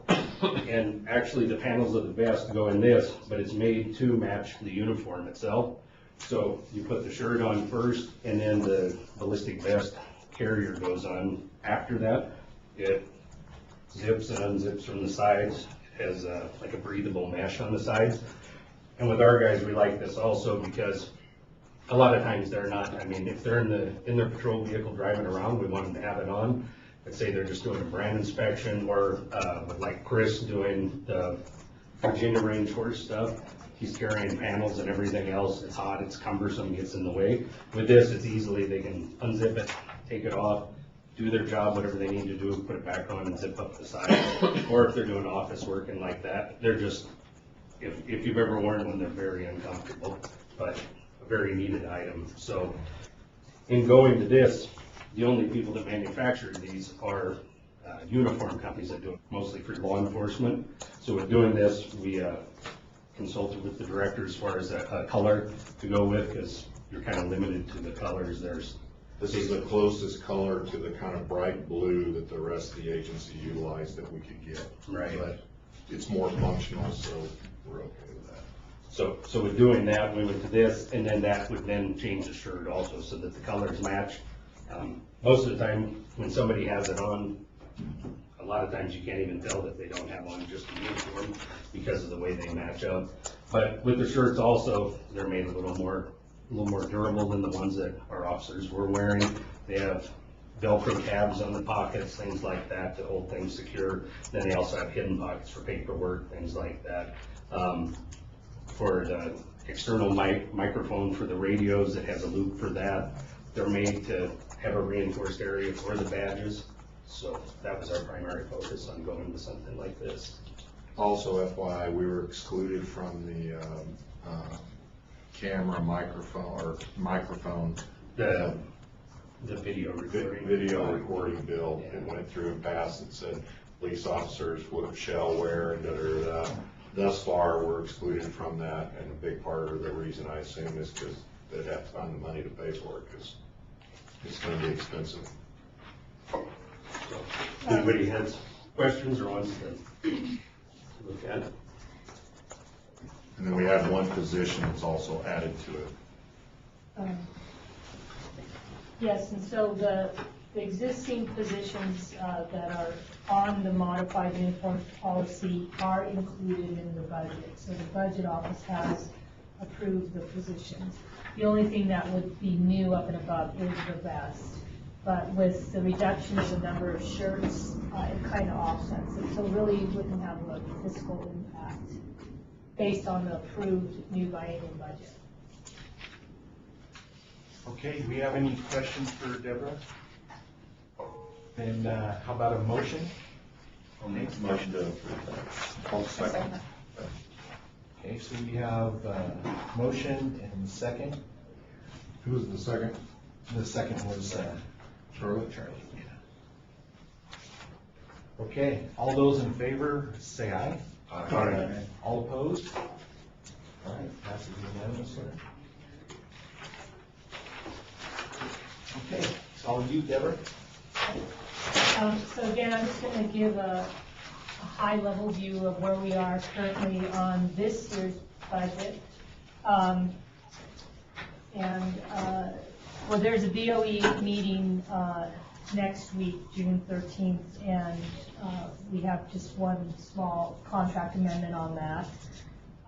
We have 3 work programs on the June 20th IFC, and basically those work programs are modifying the authority level on the food and nutrition budget, and also one is increasing the operating because we had some additional expenses that were not budgeted, for example, some manpower expenses. And so we're hoping those 3 will be approved at the next IFC. The current year-to-date revenues, I prepared this a month ago, and so I'm going to be giving you updated figures. As of today, the total revenues are $156,286,811, and the total expenditures are $146,708,603 million, approximately $9,500,000 cash on hand. And then as Mr. Barbie has already explained, the budgets have been closed, and he talked about the budgets. And we also talked about the approved PCNs. Currently, we are preparing again for another audit with ID Bailey. It's their annual audit that they perform on the food and nutrition budget. The last thing would be that we did hire an ASO 3 position, Elizabeth Watson. She started at the end of March, and she's doing really well.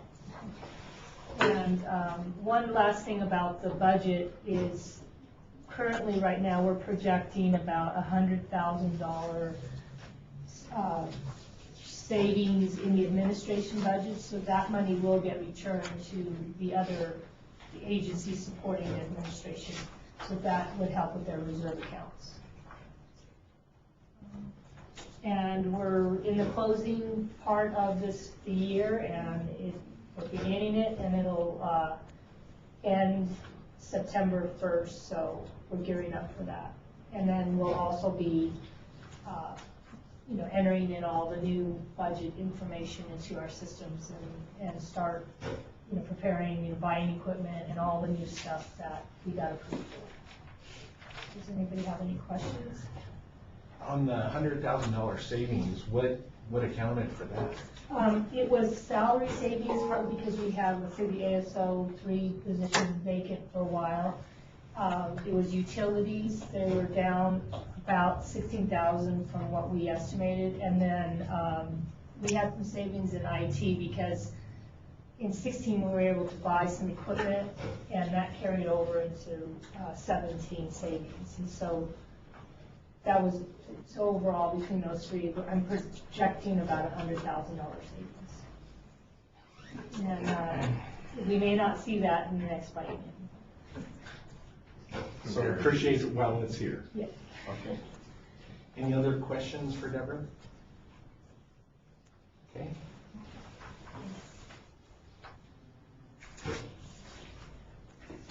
And now we'll go to C, Rebecca. Okay.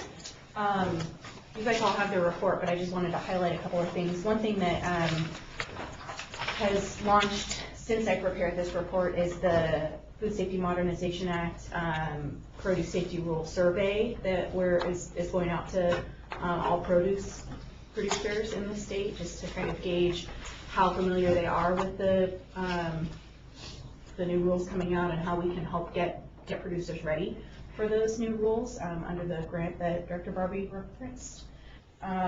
We have done a lot of promotion and received a lot of media inquiries about the wet winter and what it means for noxious weeds, what it means for insects, so it's been a lot of really good positive coverage for the agency. And we hosted My Day in Agriculture at the legislature, which I know a lot of you guys were in attendance, and we got some good coverage about that and lots of good responses. We also recently wrapped our Dodge Charger. I don't know if you've seen it. It's nicknamed the can't miss it. The Green Hornet. The Green Hornet, man. Jim's cool new ride. So that's pretty exciting. We're also working with Food and Nutrition to launch some promotion of their summer food service program. We're working with a lot of the partner agencies to streamline promotion and make sure that what we're doing is complementing what the other agencies are doing.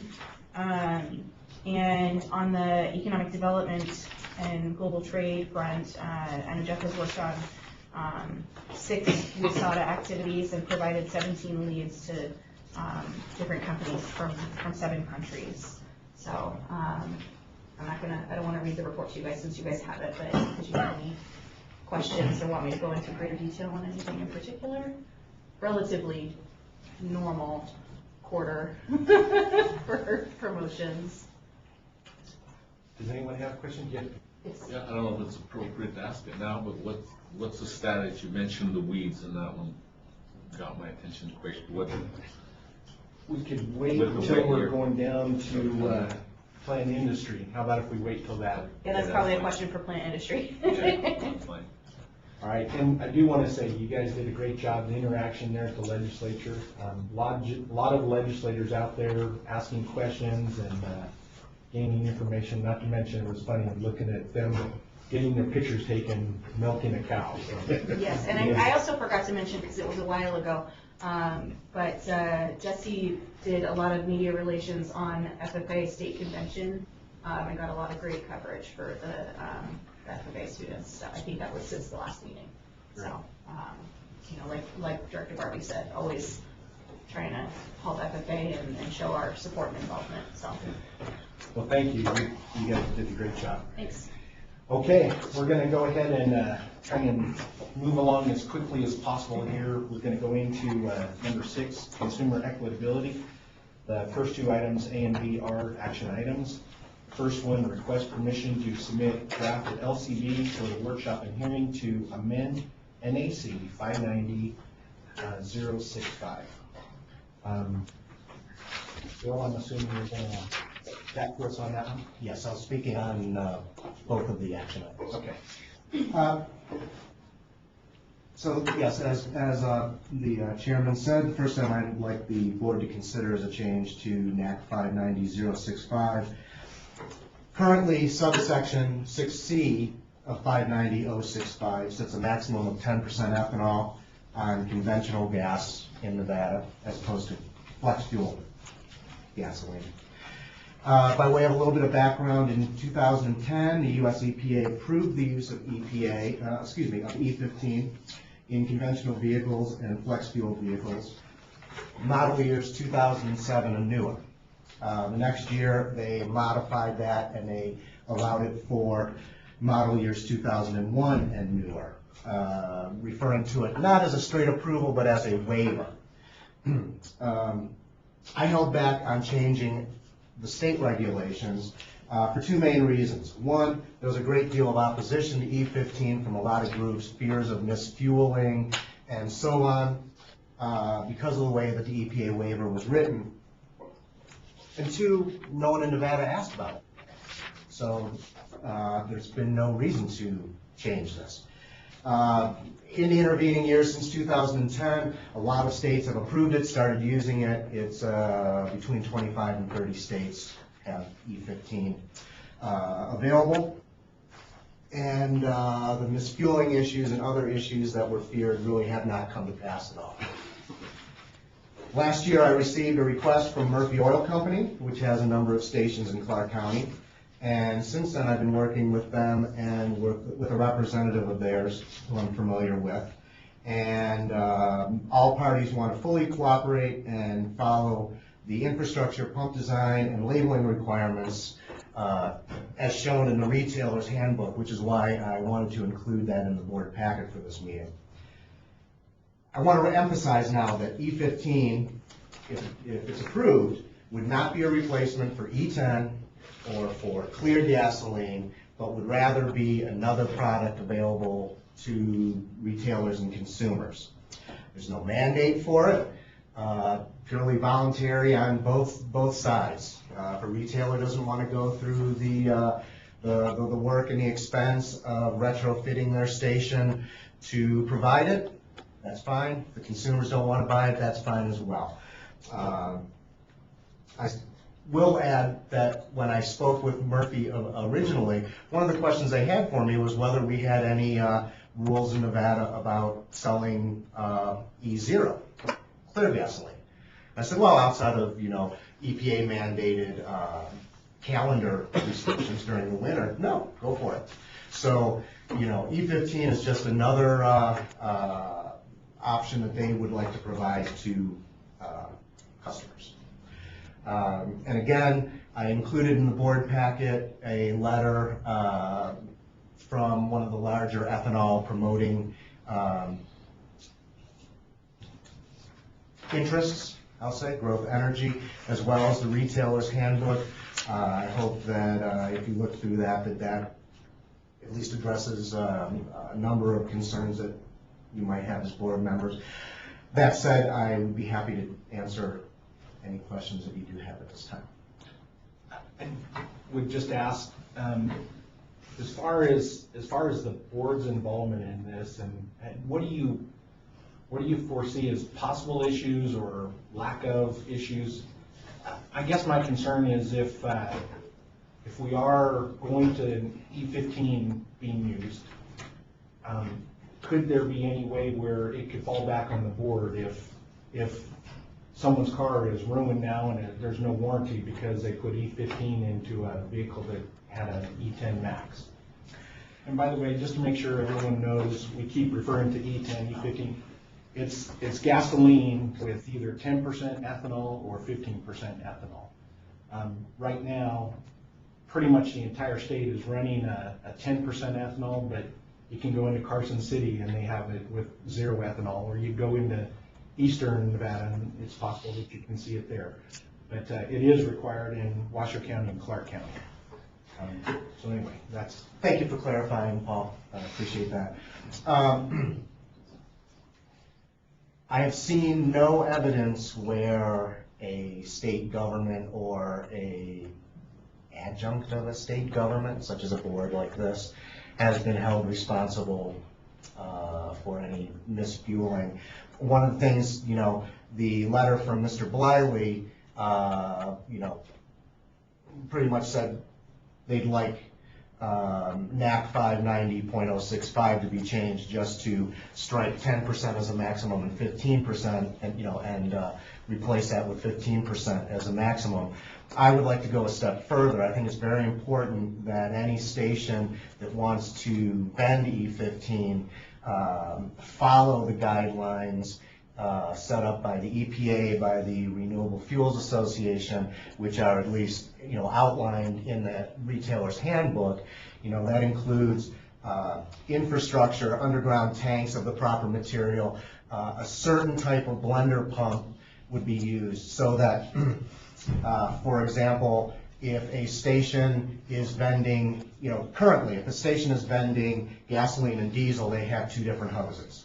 Well, if they want to vend E15, then, they're not going to want to not still have either E0 or E10 available, or else they'll lose business. And so there are special pumps that have 3 hoses to allow for, diesel, if available, E15, and then what has been available already.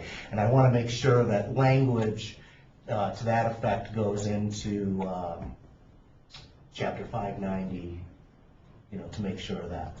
That's something we could probably have the DAG weigh into in terms of the liability of expansion of that number as part of the workshop process. Mm-hmm. Yes. Woody Worthington, I got a question. So the disclaimer, it says may contain up to on the sticker on each pump or whatever. Yes. Will that move to the 15 or? It's a little, if I can find it really fast. It is similar to that, only it's a little bit more, this fuel contains 15% ethanol and is only for use in vehicles model year 2001 and forward. So from the industry, this is one that, because we're actually not approving this as a board right now, what we're looking to is go to workshop and hearing on this. Correct. So this is one that actually coming from the industry. We've reached out to the industry to see if there were any concerns, and I would say more so than anything is just some misconceptions. But we're going to workshop to hearings, and that's actually where you have the opportunity to bring up those questions, concerns, and kind of work through the details of the language. But this is one that I would recommend that we proceed. Any questions from anyone? Do we have a motion? I'll make the motion. I'm sorry. I'll make the motion. I'll second that. Pete and Heather, you were the second? All right. So this is to request permission for drafting LCB and going to workshop and hearing to amend NAC 590.065. All those in favor, say aye. Aye. All opposed? Nay. Okay. We have 1 nay. Yes, Boyd. Okay, the motion passes with 1 nay. Okay. B, request permission to submit a draft to LCV, go to workshop and hearing to amend NAC 590 to add NIST Handbook 130, Uniform Engine Fuels, Automotive Lubricants Regulation. Thank you again, Mr. Chairman. At present, this is the only section in Handbook 130 that has not been adopted into either NAC Chapter 581 or 590. Handbook 130 is a very essential tool for weights and measures, sort of cross-platform regulations and so on. It connects a lot of different things such as my ASTM regulations and so on. And question, for us to stay in good standing with NIST and those mothership organizations, this is what we're complying with already, correct?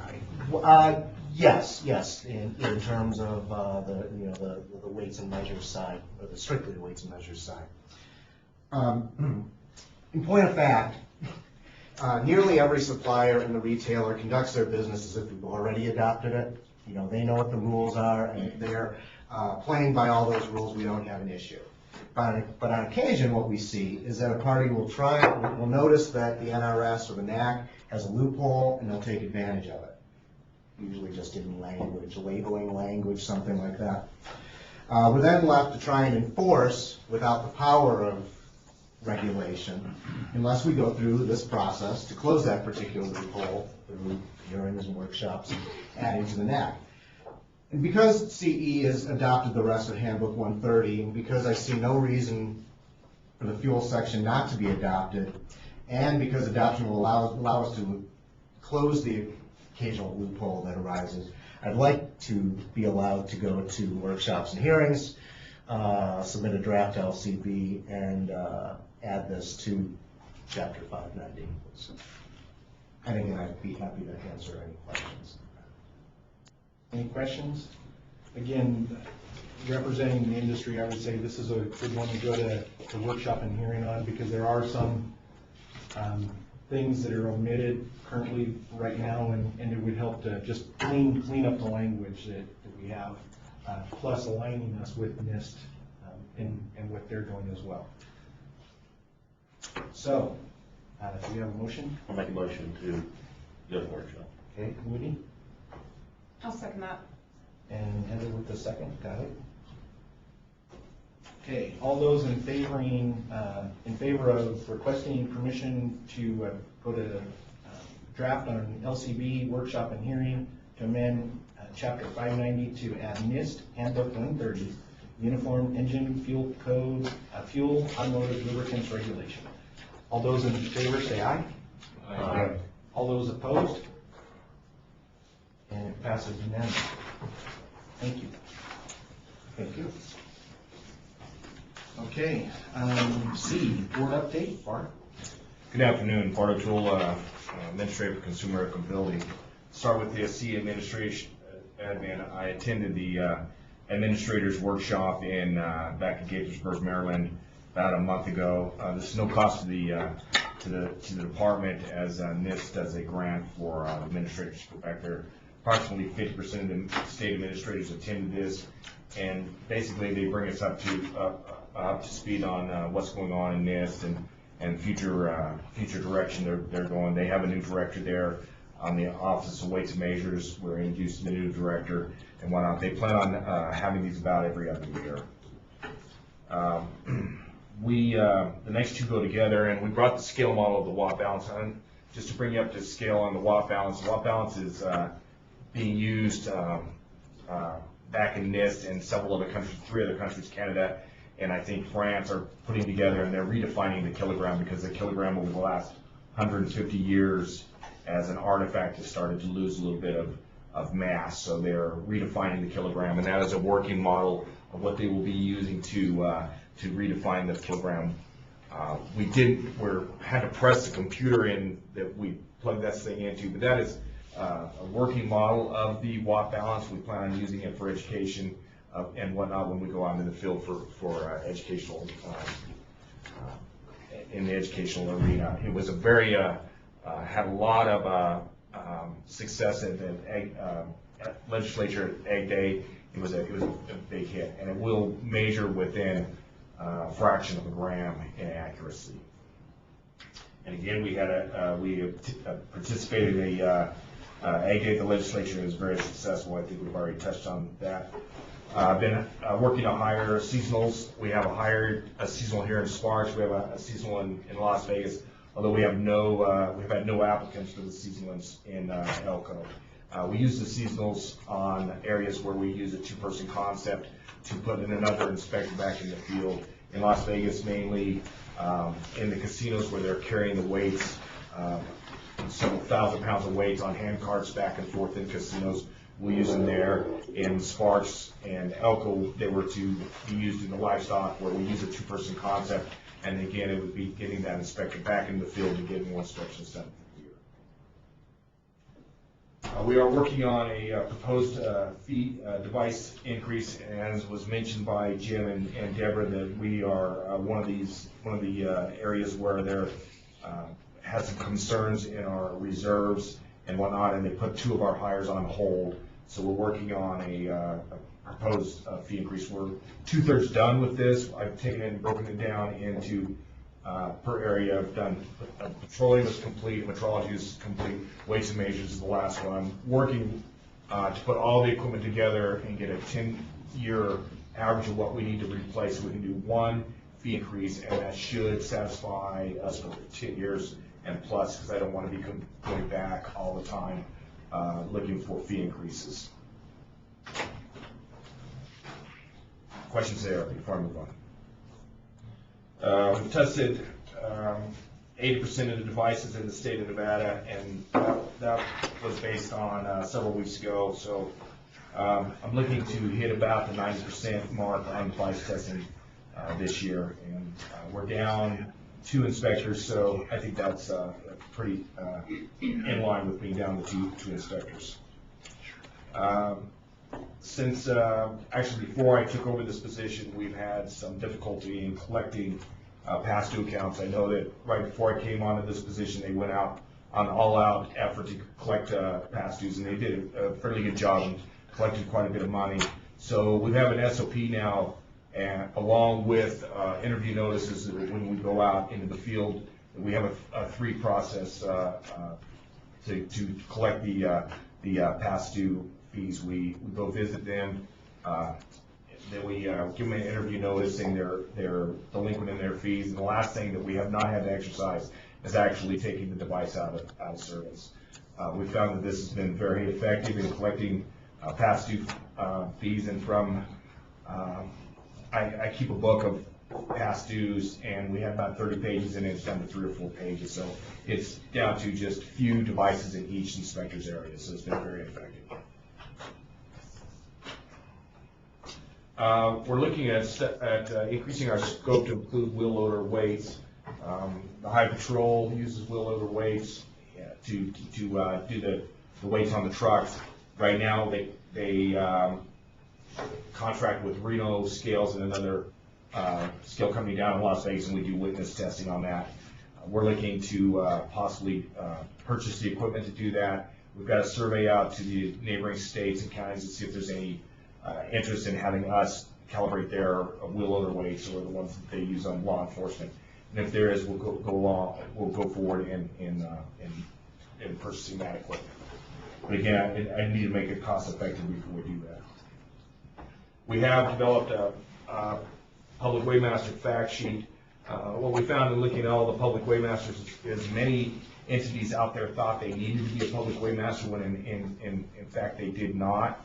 So we have decreased the number of public weightmasters we've had, and although that's a small decrease in revenue, it was actually doing our due diligence and informing the individuals who were public weightmasters on the need, if they needed to be a public weighmaster. And basically, you only need to be a public weighmaster if entity A is using entity B and selling to entity C. So if you're buying and selling using, if I'm buying or selling a commodity using my scale or the scale of the person buying or selling, they don't need a public weighmaster. So only if they're out there weighing and have no they're not part of the transaction, so we have decreased the number of public weightmasters. Any questions on that? I have sent inspectors to training. NIST and the Office of National Conference of Weights and Measures is really looking towards a professional certification for weights and measures inspectors. So when training becomes available, and I have the training funds available, I'm just sending the inspectors to training. The caveat there that as they have to become the subject matter expert, they have to train the rest of the staff on whatever they're being trained in. So I have sent one to medium skills training, and I have Gary Moore from Elko County going to livestock skills training here mid-June. I did lose weights and measures inspector in Las Vegas, went back to, with the economy picking up, he went back to his former job, so we do have an opening in Las Vegas. We'll hire that after the beginning of next fiscal year. And as we discussed, we have 2 positions on hold, waiting for the fee increase. But our revenues have exceeded expectations this year, and our costs are a little bit down, so I do know our revenues, our reserves will be going up at the end of the year. Metrologist return, well, I need to start with the fact that Mary Gonzalez, the state metrologist, her last day was Monday. She came to us several years ago, retired from Sandia National Laboratory, came to us, and over the last years has been instrumental in getting this lab up and running and the lab in Las Vegas. And so she's entered into her second retirement. But I can tell you the lab and the is in great shape, and the fact that we have a succession plan that we're going to implement right now is going to continue the lab without any hiccups. I plan on opening that position up again at the beginning of the next fiscal year, and for her position to make it interdepartmental, because I have someone out there who is qualified and ready to take on the reins as a state metrologist. But we will be hiring another metrologist towards the latter part of about December, and I'm holding off on the hiring on that because NIST has trainings, and so I'm going to hire that based on the training availability of NIST. It takes about a year to get a metrologist trained. And Las Vegas lab recognition. We have submitted everything to NIST for the recognition of the Las Vegas lab. So right now the ball's in their court. They are going to make a visit to that lab. I think here, if they haven't told us, given we keep querying them, but latter part of this month or in July, they're going to make a visit to that Las Vegas lab, and the lab problems are in. That's the last thing that we submit to them before accreditation, and we should be hearing back from them in the next 30 to 60 days.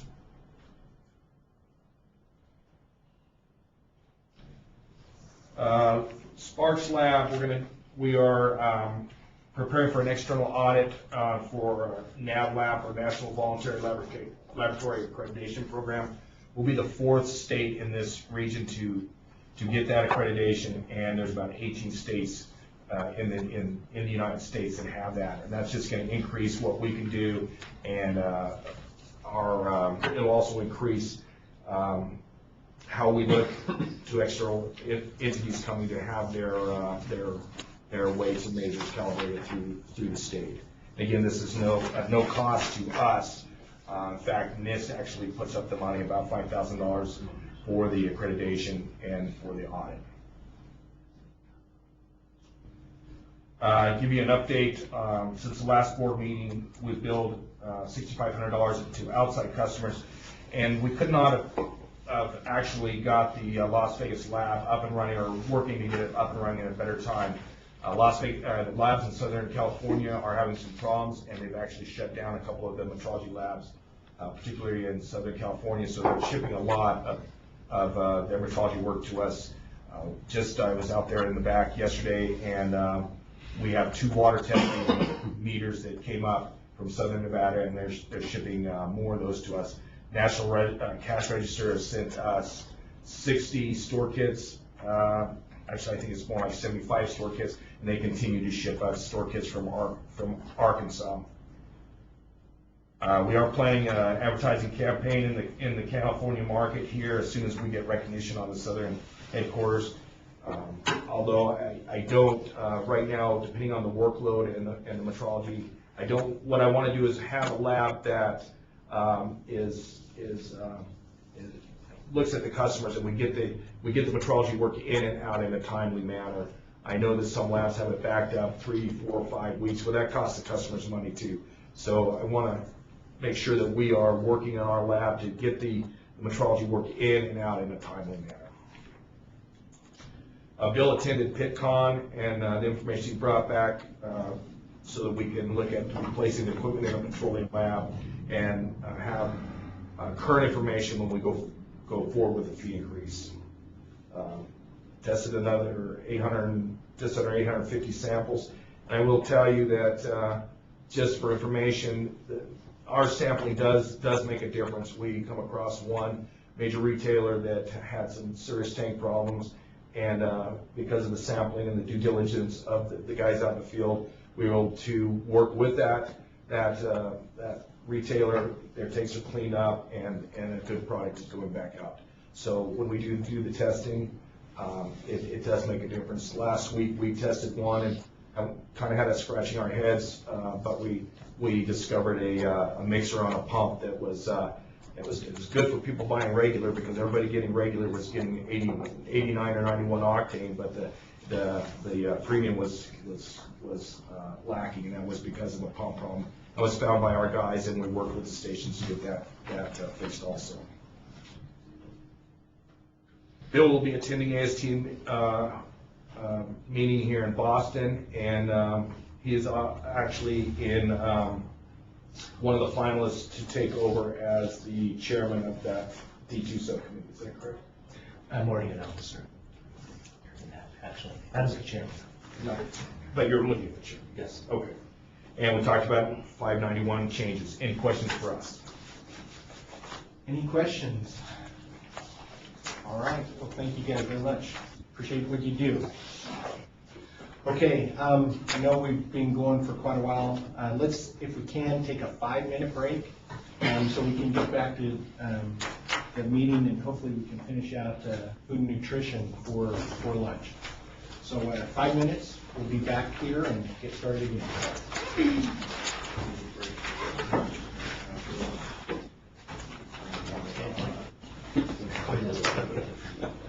Job. Visual. You're right. Sure. All right, appreciate it. Congratulations.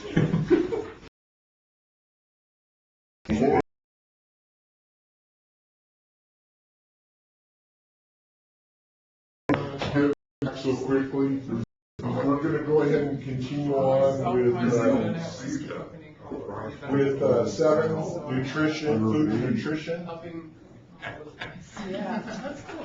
Yeah, it's right. Yeah, it's 1273. Yeah, actually, I'm sorry, 8. So we're actually going to start with 8, which is an action. I didn't even know. Hey. Okay. Okay, the first one's an action item, Dairy Commission approval of resolution language recognizing retiring commissioners. Wayne? Yeah, Lynn Hetrick for the record. As you know, Jim mentioned earlier, AB 33 passed, which was the governor's bill, which eliminates the Dairy Commission. It's over the years, I was involved, as many of you know, with the Dairy Commission for 3 years. Over those years, and over the years since the Dairy Commission started, actually, the evolution of the industry has moved it to where there really doesn't need to be a Dairy Commission in the state of Nevada anymore. They set prices and things like that years ago when it was all little individual dairy farms, and they had no power to negotiate with the creamery or the processors and those kinds of things over a lot of years. But that has evolved to the point that it really isn't necessary anymore. The other interesting thing about this group is that in the time that I was there, this group of commissioners gave back about $750,000 in tax rebates. Very unusual for any government agency to give back tax rebates. Then the governor's office said, well, we really don't like the idea of collecting money and giving it back. We'd rather we didn't do it, so we said, we agree with that, but we were being more than cautious while we did it. So then since that time, they've eliminated taxes on multiple other dairy products, and in fact, eliminated 100% the tax on fluid milk. So this has been a dairy commission that has evolved, over the time, the work they've done, they've worked themselves out of a job. And very few agencies you ever see in government that actually work themselves out of a job and eliminate costs and reduce taxes. It's a part of this situation, the way that it came about. But what we're asking for you folks to do as the Board of Agriculture is to recognize the 3 remaining commissioners with a resolution that you pass and Paul would sign, and Jim has already agreed to come and present these to the commissioners as they retire. When I had to announce to them that the governor's office had proposed that they be eliminated, the response I got was, what took so long? We anticipated we'd be put out of work earlier based on what we've done and the way this has gone. So they're very receptive, they understand, they love the work. They've been really instrumental in doing a lot of good work for the Dairy Commission. They have huge reserves, they funded things. I hope you've looked at 1 or 2 of the actual resolutions, because it lists some of the major things they've done. And among those, which Jim mentioned again earlier, was funding Melissa the cow. Everybody laughed about that when that first started. That has become a huge hit, and it generates more interest for the Department of Agriculture and about agriculture and those kinds of things with kids and anything you can imagine. And the addition of that in Southern Nevada is a huge plus. So the request to the board is to please approve these resolutions to go to each of the individual commissioners, and we will get them framed up, make them look pretty, and make a presentation for the good work they've done.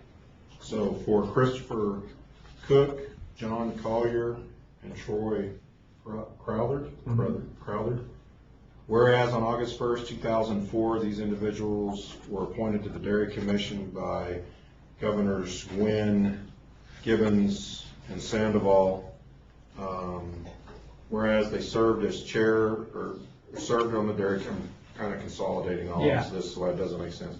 Served as chairman of the Dairy Commission. During their tenure, the Dairy Commission repaid taxes on 3 occasions, streamlined day-to-day operations of the agency, facilitated the merger of the Dairy Commission and the Department of Agriculture in 2013, and created subsequent cost savings. Commission eliminated all tax on fluid milk sold, whereas Commission funded purchase of Melissa mechanical milking cow as an aid to teach children about dairy and nutritional value of dairy products, whereas Commission funded rail siting study and starling control programs with which enhance the economic viability of the Dairy Commission and industry, whereas by early 2017, the dairy industry in Nevada had evolved to a point formally Dairy Commission was no longer necessary, and the Commission endorsed Governor Sandoval's proposal to have legislation eliminate the Dairy Commission and make the daily operations administrative function within the Department of Agriculture. Now, therefore, be it resolved by the State of Nevada Board of Agriculture that the members of the Board of Agriculture express sincere gratitude to the commissioners for their dedication and public service to the state of Nevada, and be it further resolved, the Director of the Nevada Department of Agriculture, Parrish Smith, copy of this resolution to these former commissioners of the Dairy Commission, and then adopted by the board and signed by Paul Anderson, Chairman. Any questions? Do we have a motion? I'll make the motion. Okay, Charlie's made the motion. Second. We have a second. Okay. All those in favor, say aye. Aye. All opposed? All right, passes unanimously. Thank you very much, and yeah, this is, it's not a happy thing when you say goodbye to people, kind of like Donnell here, but When you appreciate, you appreciate it. Yeah, they've done a great job. Thank you for putting this together, Lynn. Oh, it's my pleasure. I really enjoyed doing this because these are people I've worked with for the last 4.5 years. and I feel really proud of the work they did and the fact that they supported this going away because it saves money and it's a better way to run the program. So, Thank you very much. Thank you. Okay, we're gonna go ahead and move on to the update from Donnell.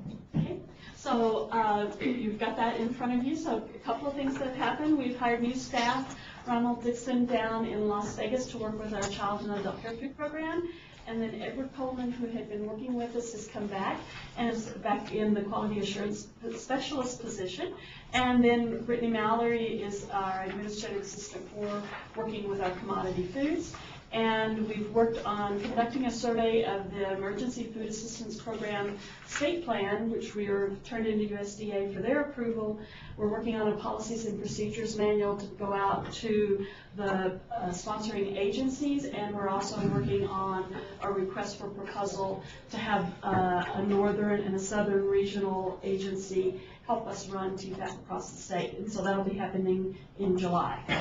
Then for our services, we opened up a custom meat processing facility with Wells High School. We approved that. We completed the brucellosis testing for the sheep and goats. Is that right? Close enough? There you go. Okay. You got it. Conducted 8 child and adult care food program reviews. We completed 100% of the audit of all of the dairy program licensees during the biennium. That's one of our requirements, so we've met that requirement. And then we conducted 15 administrative reviews for the National School Lunch Program, and 6 of those are closed, and we're working on with the school districts to close the remaining ones. Then on training, we've conducted training for the child and adult care meal pattern training. We've conducted school wellness trainings in Elko, Reno, and Las Vegas. We've conducted the Smarter Lunchroom trainings in Elko, Reno, and Las Vegas. That one is, we're hoping, will encourage kids to take more fruits and vegetables, so it's kind of marketing with it. So when you go in, the first choice will be a fruit or a vegetable. We'll put white milk in front of chocolate milk. So it's little tricks to get kids to eat healthier. So that's the training that they're working with the school personnel to use that some marketing techniques with kids. The school nutrition staff members presented at the School Garden Food Safety and also facilitated a panel presentation on salad bars at the Green Our Planet School Conference. And Amber presented at the Ag Literacy courses that are available for NDA, or from NDA. The food safety personnel attended a required training course to maintain certification as a laboratory evaluation officer.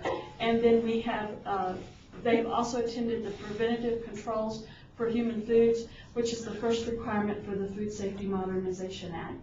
And then participation, we participated in the triennial review record and for our Milk Shippers program, and they found us to be in substantial compliance.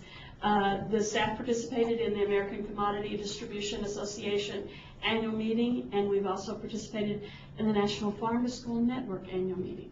So they've been busy for the last few months. And then I think Jim's already told you that I'm retiring on June 23rd and headed for Texas. Quit smiling. I'm trying. He didn't mention that at all. And we are recruiting. I'm sure you mentioned that as well, that we're recruiting for the position. I have one question. Wells High School meat processing facility. Correct. Is that training or is it more on, is it a business? It's a business, so they'll be able to do custom meat processing. And the high school will do it? Correct. But can I? They're not gonna kill there though. No, I don't believe so. But that actually was one of the last things I was engaged with before I came into this position, because we were touring a meats lab in Tracy, California at the high school to create one, because Don Norda in Wells, Nevada wanted to put I it. was wondering if they were gonna do, I heard that one before, but I couldn't. Yeah, it was, Vision. and so it's taken 7 years to get the funding put together and to get all the approvals. I'm kinda glad that happened. And it's about an investment, I think they're up to about $400,000 that they put into the development of the program. Of course, Wells High School has been first and second in the national meat contest, back at National FFA for several different times. And the really cool thing about this is, although they've got a regular lab that is, certified by the state, so on and so forth, so those students are learning what the requirements are to do that on their own as their own business. They're learning all the new rules around the Food Safety Modernization Act, food preparation, the food safety components. I mean, it is just really a neat model. I'm hopeful one of the times we get over there as the Board of Ag to have a meeting on that side, we can set up a tour for everybody and see what Don's got going on. But yeah, that's a big win for the state of Nevada, and we're hoping that we're going to get more of those kind of programs because that's really one of the emerging areas within the agriculture workforce, right? And so it's definitely a workforce training situation. It's cool. That's really neat. Yeah. That's it. Mr. Chairman? Yes, Boyd. I just wanted to endorse, and support everything that Jim just said about that lab. We've been pretty intimately involved with that and have grandsons that are involved working in there. And it's not just the physical, cutting of the meat and that sort of thing and processing the meat. The important thing is that they're learning a lot about food safety and the processing program itself. And they'll be able to take those things that they learn, even if they're not involved in meat cutting in the future. There are a lot of things involved there that they will be able to take out and use in other areas, and perhaps in their future careers. So it's been a great thing. We just toured it. It's absolutely amazing how well it's been done in a workable space. It's not too big, but they've done a fine job there. And Don Norden deserves a lot of credit. And I think the key is that food safety skill set that they're learning, that's transferable from that meat industry to working at, example, Anderson Dairy down there in Las Vegas with Dave Kuhn. Those principles and the degree that it sets them, because, to do what they're going to need to do, they'll need to continue in secondary or post-secondary training through the college system. But whether they're going to Starbucks to work on this idea, it goes across all food manufacturing. It's just that's the way in which they're learning about it at Wellside. So it's cool. That is fantastic. Thank you, Boyd, and I agree. I mean, whether it's a grocery store in Las Vegas or whatever, it all can be put to use. Yes. What else, so I'm not sure I understand. They're doing the processing, do you take them a beef and they'll? So they're doing the processing. I'm not sure they're doing the harvesting, so it may be that they're buying boxed beef and processing. Can you elaborate on that? I think Boyd's going to know more. Actually, we've supplied 4 lambs to them, and we take them in already butchered and dressed, and they take them from there and roll them into the cooler and start their process. Okay. So they're not buying boxed beef, currently. They're going to be depending on bringing in animals from the outside and from the community. So they can take and you butcher a beef or lamb or whatever, you take it to them, contact them, take it to them, and hire them to cut and wrap it? That's correct. Huh, that's pretty neat. Okay, any other questions for Donnell or Lynn? Oh, Woody, it's USDA, right, as far as certified? So it's been state inspected. That's the portion that we're in charge of, which is, I think, under the USDA waiver, if I understand it. I think so. Okay, cool. As long as they're not selling beef, retail, it doesn't have to be USDA. If they're processing for a customer, and it's that customer's beef to start with or lamb, then there's not a USDA requirement. Only if they're selling retail cuts of beef. They were going to open up a distribution spot right at the community college across the street from you guys. It's all good. No problem. Thanks. All right, thank you, Donnell. Okay, let's go ahead and move on to animal industry. Our state veterinarian, Mr. Gogachia. So the first thing is an action item, request permission to submit a draft to LCB, go to workshop and hearing to amend NAC 571355. Yes, thank you, Mr. Chairman. Dr. Gogachia, Nevada State Veterinarian, for the record. So we've amended this regulation a couple times over the last 4 or 5 years. And specifically, we're looking at sub 2 in 571-355. It currently reads, female cattle or bison that are more than 12 months of age must be vaccinated for brucellosis before any change of ownership occurs in Nevada. unless the cattle are, and then it goes into identified as spayed, sold for slaughter, immediate transport to a destination outside the state, or consigned to finishing to a feedlot registered with USDA. So what we are proposing to do is add the language you see there in blue that says, and identified as an official calf-foot vaccinate by a Nevada licensed and accredited veterinarian category 2. This is specifically for sale barns for the most part. We're already doing it in the country. I mean, if Pete's gonna sell a load of bred cows or pairs to somebody, the veterinarian's gonna come out, they're gonna write the health paper, they're gonna make sure they're vaccinated, they're denoted as such. Vast majority of the cattle that go through our sale barns are weigh-up cows, meaning butcher cows destined for slaughter. There's not very many. We thought that were being traded, but we're finding that some are coming back to the country. The buyers are saying, we're not sure they're vaccinated or not, because they're not being marked. Like when you go to Twin Falls, your cattle are marked if you send them to a sale barn up there as a back or a non-back. So we're proposing a regulation that if she is a vaccinated cow and to be sold as a vaccinated cow to return to the country, she's identified. If she doesn't have that identifying mark, she would be a weigh-up cow, and she would go through the other channels listed below. This is just proposed language. We're not even, we'll go to workshop at hearing if you guys grant that, and it's okay with the director, and who knows what'll shake out, but that's what we're proposing at this time. Questions? Okay, with no questions, do we have a motion? Mr. Chairman. Yes, sir. I move to allow the animal industry to go to workshop and hearing to amend NAC 571.355. I'll second. And the second is by Charlie. Okay, all those in favor say aye. Aye. All opposed? It passes unanimously. Thank you. And Mr. Ferris, forward update. Okay. Good morning, Doug Ferris, Animal Industry Administrator. So I'll start off with personnel. Approximately 3 months ago, we hired a new park employee for a Field Assistant 2 position, and he actually stayed with us for 2 weeks before resigning for personal reasons. So we were able to go off the list that we had, interviewed another 5 candidates, and we've hired a new person for that position. And he's completed all his training and is out in the field and performing his duties, so we've moved forward with that. If you have any questions or anything, stop me at any time. I don't know, a lot of you have heard that our enforcement officer, Blaine Northrup, that was located in Elko, he retired and moved back to North Dakota, so that left us with an opening for the Enforcement Officer 3 position. Since that time, Blaine has left, we opened the position, and actually Chris Miller, who's been with the department for a little over 5 years, he's an enforcement officer too. Chris interviewed and then accepted the position, so I was gonna introduce Chris. He's now our enforcement officer 3. And so he's basically the first line supervisor for all enforcement officers.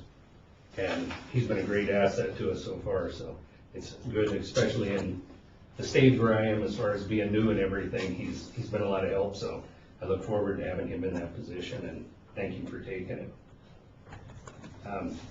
With Chris taking that position, the Enforcement Officer 3 will actually be located out of Sparks then, and he'll oversee everything from here. So we have the Enforcement Officer 2 position then that we just opened on Monday for Elko, and we have that out, and hopefully we can get some candidates soon, because we have an academy coming up July 24th in Carson, unless we can find somebody who is post-certified already, which would be great. And then we can move them into that position, and we'll have another officer then up in Elko. But if you do know some good agriculturists that are already located out in the Elko area around about that might be interested in this, I know there's a couple of former FFA students I thought of that I've given notice of the opportunity. Please do so as well. We want to get as many applicants in as we can. But it's real key that we got to get that turned around in like 3 or 4 weeks to be able to make the academy. Otherwise, we're going to have to hold the position open unless we find somebody that's post-certified. Till when's the next academy? Not until January. January. So, because we don't want to employ somebody that can't do the job until we send them, which wouldn't be until like February or March once they got out of the academy. Even longer than that, 16 weeks. Right. We want somebody. Yes. Yesterday. Yeah. In the Sparks lab here, microbiologist Sharon Gard retired on May 4th. So since that time, we've opened that position. We have it out for new microbiologist. It closes on Friday. It did close a couple weeks, or it was scheduled to close a little sooner, but we only had 3 applicants, so we extended it 2 more weeks just so we could get more of a pool to select from. So that closes Friday, and hopefully we can move forward and get that position filled in the very near future. We're in the process of reclassifying a deputy brand inspector position in the Carson City, Reno area to a deputy commissioned. I misspoke there, a deputy brand inspector. We're trying to reclassify him to a deputy commissioned brand inspector. Basically what this would be a sworn position, but it would still be part-time as a brand inspector. What we're looking for there is somebody that can basically be centered on the Virginia range horses. With Chris being in this area, it probably takes up 75% of his time dealing with those horses. And so if we could get one person that was just dedicated to doing that, they'd still be sworn, but just on an on-call basis. So when Chris's phone rings all the time, it would actually be this person's phone ringing that could handle that. We'd set them up with the truck and trailer and everything, and that would be their primary focus. And then Chris would just be their backup if they needed assistance. So that would free him up to do a lot more of the job that he needs to be doing.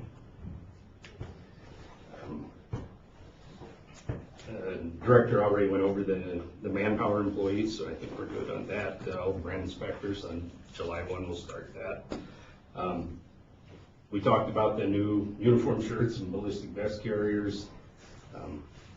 Unless anybody has any questions on that, I think we're good there. Okay. Also, as far as personnel, there's been a couple other things that have happened since we wrote this and put it together. So our Las Vegas enforcement officer, he actually completed a little over a month-long field training program with Chris, both in the Reno area, and then Chris traveled to Las Vegas and completed it down there with him. So he's on the road and working now and seems to be really busy. So I think we had a big void down there without having somebody, so he seems to be staying plenty busy down south. And then also Justin Ely, who's our officer out of Winnemucca, last week attended a field training officer program, which previous to that, the only people that were certified to do field training was either Chris or myself. So Justin completed that. It was through the Churchill or Humboldt County Sheriff's Office and Douglas County. So he's now certified, so when we do get a new position, we have somebody else within the state that can help train and get these guys going and on the road. Moving on to investigations, the Mustang Monument investigation is still in progress. We've put all of our documentation together and everything and supplying it to Elko County. Once they're able to review it some more, Dr. Gokichi and myself, we're going to visit with them or meet with them in person and try to come up with a plan of how we're going to proceed. We've had down in the Las Vegas area, when I wrote this, we'd had one unlawful taking of a horse. Our new enforcement officer, Raul, led the investigation on it and was able to return the horse within 4 days. Since that time, we've now had 2 more of the same issues happening down there, so it seems to be pretty prevalent in Las Vegas that people like to trade horses without brand inspections, and then the second or third party that gets involved in this gets mad, and now there's a big fight and nobody has paperwork to document any of the transfers. So Raul's been keeping very busy with that. We have currently investigating 2 cases of livestock being transported into southern Nevada without brand inspections and health certificates. There's currently one herd of cattle under hold order as a result of entering Nevada without a valid CBI and permit. This herd will be presented to enforcement officers and the state veterinarian this fall for a clearance of the hold order. Also, in addition here, before it was currently investigating one possible cattle theft in southern Nevada. That's actually moved up to 2 now, so those are in progress. And also, in addition to what we had on here, we now have 2 cases of animal abuse and neglect in eastern southern Nevada that we're actively pursuing and moving on now.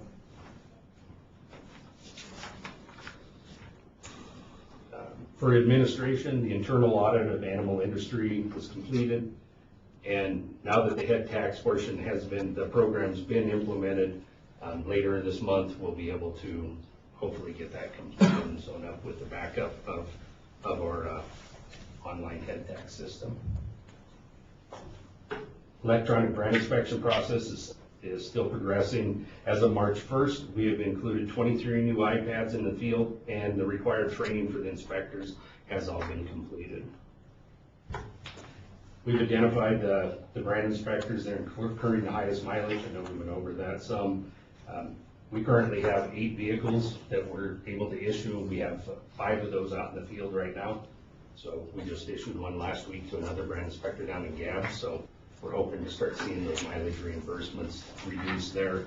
And we have 3 other vehicles that once they're ready to go, we'll be issuing those to 3 more.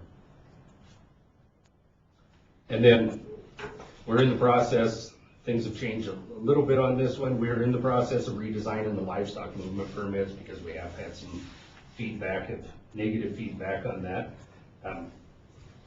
Our initial design was to print the permits on a carbon copy paper form. So instead of, if you've seen the forms that we have now, there's 3 separate ones on one page that the producer has to complete. We were going for something that was just a complete one, and carbon copies through the next 2. Some of that we're having some issues with it because we have an aging software program up out of the Elko office that has all of that data.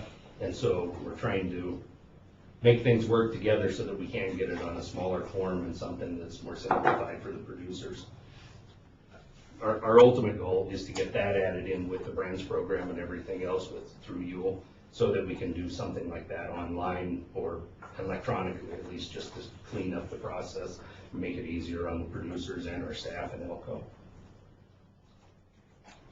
And I think we're down to JJ's up. I'll make it quick. Just a few key points here. USDA APHIS cooperative agreement funding was extended to June 30th. Temper staff was great in helping me get that done. We had some funds that we hadn't expended, and normally those would revert back if you didn't spend them, but there's no sense in doing that. So we found a way to get an extension from the 31st of March to June 30th. And so we're hopefully going to, through IFC, get the last of those taken care of next week or 2 weeks now. We've been doing some accreditation classes, both in the Reno and Las Vegas areas. I think we could hold one in Vegas once a month. It seems like there's just a constant turnover of veterinarians down there. But myself and USDA veterinarian station in Gardnerville, we go down there as often as we can and do accredit new veterinarians. And so everybody's aware of what that does. That's so you can do health papers. There's 2 forms now, or there's 2 types, 1 and 2. 1 is small animal only, dogs and cats type thing. 2 is everything else. Even if you're doing, these veterinarians are doing caged birds in your house, they still have to be a 2, because the diseases those birds get can go to chickens, etc. Pot-bellied pigs, you have to be an accredited vet too. So we're seeing a lot of these Vegas people come over and take that class, that accredited too, because it could cross into our agricultural production species down there. We also did inspect the new food scrap swine feeding operation. It's new in that it was RC Farms, as a lot of you know. Combs down there for years. Bob Cook, they sold out, so they built a new one, and it's Combs Brothers Las Vegas Livestock. They're out at Apex. That is quite a facility. If you ever get a chance to go down there, talk to Hank Combs, Farm Bureau president, try to get a tour of that. It's pretty impressive what they're doing there. They're still in the early stages, so it's kind of a temporary cooking deal, but it's really neat what they're doing there. And they also have about 300 layers there as well, so they're doing a lot of fresh, farm fresh eggs, I guess, if you will. So, and I'm now working with them. We'll plug him into Donnell's shop, see if we can't get a custom kill taken care of down there. He's have people that want to come and select their hog, and then have him take care of it right there and process it, and then they can take it home. So to kind of complete that circle. So that's our next step there. ADT, which is animal disease traceability. That roadmap were updated with USDA APHIS. I got it back again. There's still a few little problems they want to see in that. You guys know that's how we trace these ear tags and stuff back in case we have a disease event. The feds are really focused on that right now, so we're trying to get a roadmap for where we're going the next 5 years. And Dr. Spratling, I know you don't like it, but that iPad is going to be a huge part of where we go ADT-wise over the next 5 years. So I'll wait to hear some feedback from you. And working on changing the entry permit system, as Jim talked about. Right now, it's an 8 to 5. It's stored down here on the server. We access it from Elko. All entry permits are done from the Elko office now, unless Sydney and I are both gone. It's just a nightmare trying to access that through the internet. It's an old system. The system that Doug was talking about holding our movement permit, it's pretty much the same process. It's slow, so we're trying to get it upgraded so they can call after hours, they can call on a weekend, whatever. We can get them a permit. We can tie it to the brand inspection system in real time. I can see livestock that are coming in and out of the state. So that's our ultimate goal over the next 12 months, and we're getting a little closer. Questions? Yes, Pete. Pete Ferris for the record. I have one question on the Parks Committee. Was that a trapper that you'd hired and only lasted 2 weeks, or was it in some other position? No, it was for one of the field assistant positions. As a trapper? On this side of the state? Yeah, it was actually towards, be more in Lyon County, Douglas County, Carson area. One add-on to that question is just the piece that I forgot. 101, which was AB 101, which was the bill that would have eliminated the 85% threshold and really would have voided the park committee's responsibility for review of the predator management program for NDOW. That was vetoed by the governor. So everything basically stays the way it was and the way it was passed during the last session. So the work that you guys have done as Park, Boyd, and Pete, that will continue. And along that, Mark did tell us in the hallway he submitted a financial document to NDOW for like $805,000 for the predator plan for FY18 that we're coming into. No problem, signed it, sent it back. So looks like there will be quite a bit of work continuing to be done on the ground. Mr. Chair, we did not talk about the risk assessment with the bighorns, and while Megan and Doug and myself are all in the room, if it's all right, we might take 2 minutes and do that real quick, just 30,000 foot. Is that okay? 2 minutes? 35. We'll be fast. I promise. We'll be fast, Pete. So that bighorn contact risk assessment model is being driven by the United States Forest Service. Came out of Wyoming originally. That was fully done in Wyoming, and it had, I'll be honest, disastrous impacts on the sheep industry in Wyoming, in the forest there.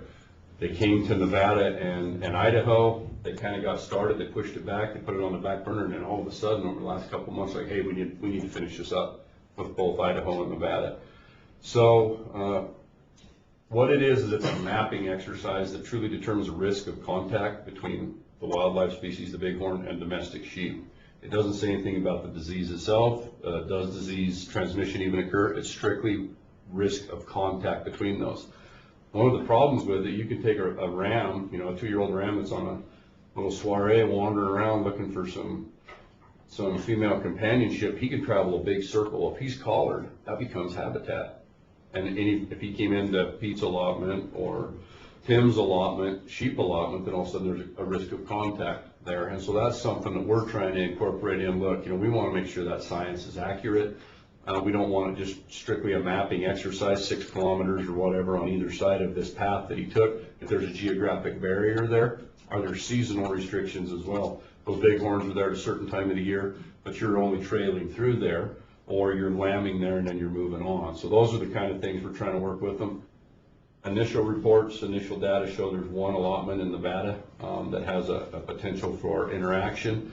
NDOW entered an agreement with that operator when they introduced those bighorns there. I did not use the term reintroduced, I said introduced those bighorns there, knowing that they were putting them on top of domestics and saying, we will never hold you accountable for anything that happens here, good, bad, or otherwise. So, and that was reinstated in the meeting too. So the meeting, so the people that were at the meeting, or the agencies that were at the meeting was NDOW, NDA, and U.S. Fish and Wildlife Service, and somebody from the governor's office had attended the meeting. And so it was not only reiterated from our perspective, from the veterinarian's perspective, but then also from NDOW reiterating those comments. The governor's done a letter of support of that. Right. Of that, yep. And then, and also just to back up just a little bit, so this is a two-part process. The risk assessment is the first part that provides the districts and the state with the information, and then as they renew their forest plan, then they will incorporate that risk assessment into decisions. So it's kind of a two-pronged process, but we wanted to make sure we were involved at the forefront in the discussion about how that's created and understanding how the calculations and risk assessment is done, and as well as ensuring that the state's departments of wildlife and ag both have a say in what's going on. It's not just, because in Wyoming, and 45. Anyway, we're involved. These guys are available for more questions at Yeah. lunch, though. Sorry. Well, we want standing, and that's what Megan was getting to. We're up front, we got standing. So when it comes to the forest plan modification, we're gonna be at the table. Yeah. And we've got standing from the beginning.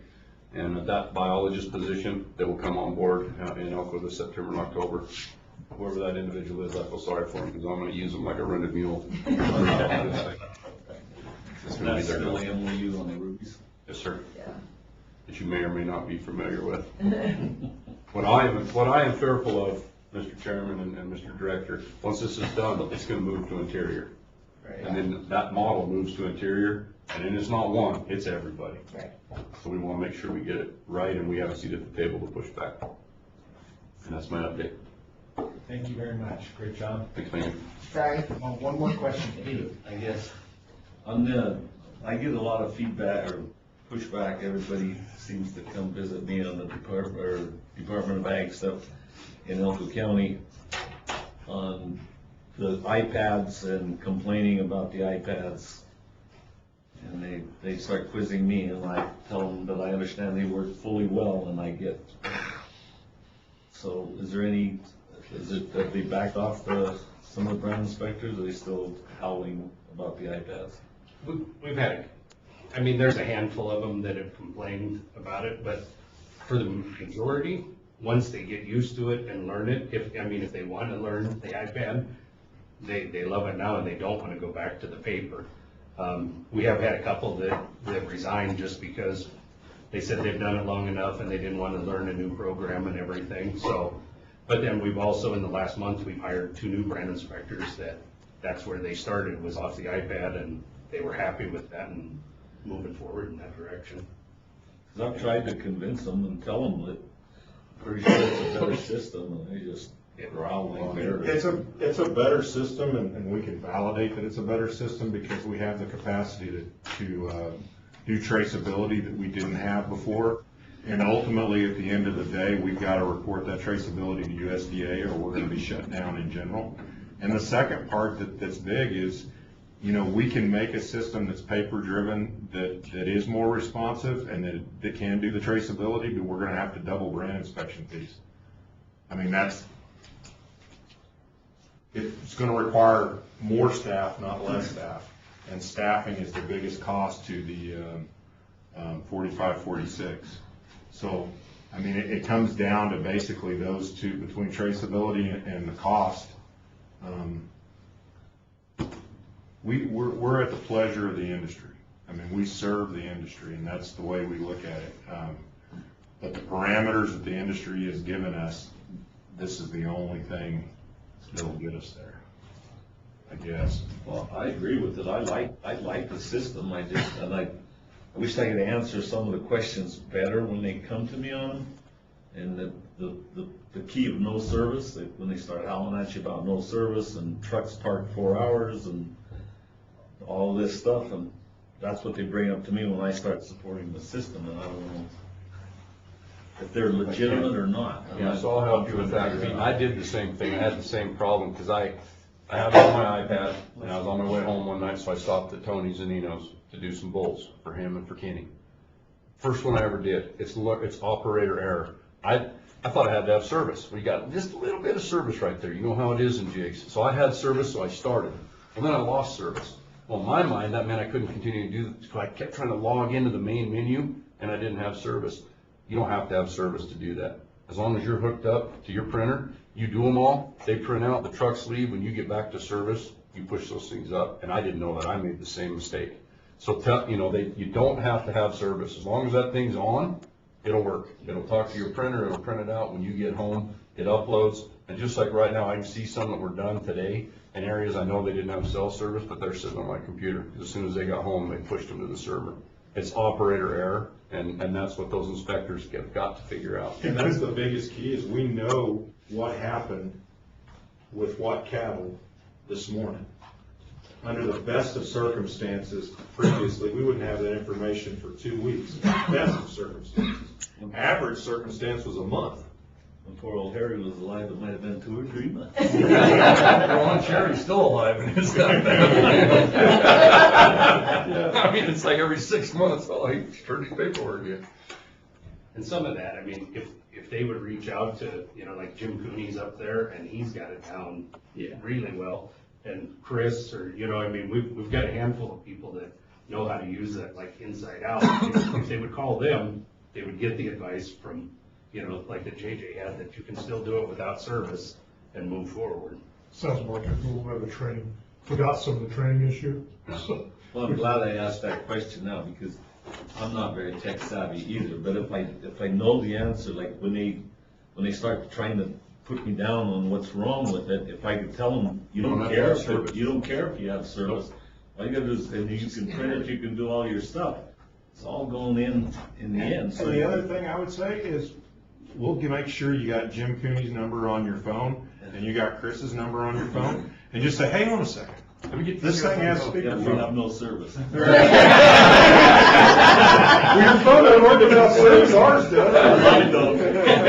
So, Mr. Chair, I would like to thank Mr. Paris for shipping a horse to Nebraska day before yesterday with a health paper 88 LA 122099. I appreciate that very much.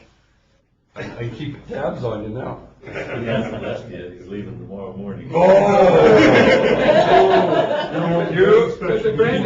Dave better drive fast. I'm kidding. They gave it through the night. Yeah, so 15 days.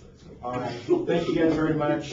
We're gonna go ahead and take a 1-hour break for lunch, and we'll come up and finish back with safety first, marijuana. So we'll see you guys at 1:15. Thank you. Thank you.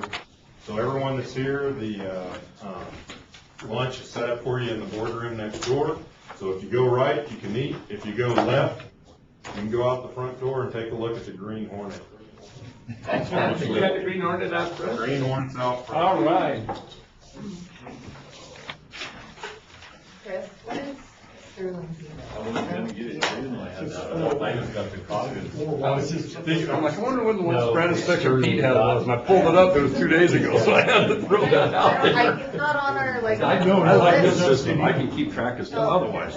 If somebody calls me from Nebraska and said, hey, we stopped this horse, the guy didn't have his paperwork, I said, who is it? I can pull it up. I said, oh, he's good to go.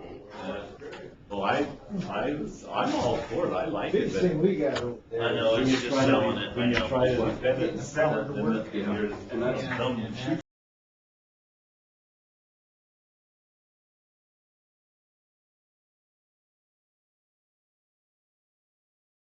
Call the meeting back to order. And we're going to go ahead and start off with item 9, plant industry. We're going to jump down to B, the board update. Right. Lynn Hettrick for the record, plant industry update. Just quick start, then I'm going to let Megan do the parts that she's the expert in. But first thing, we've hired our seasonals and they're out walking their legs off, and we've generated a whole bunch of blisters and things like that. But they're out walking the fields, really busy, and they're very active. I know Pete, I think you had a question about noxious weeds. I'm gonna defer that and a couple of topics that Megan has. Megan. Okay, we have also, in the noxious weed program, we also hired a seasonal here.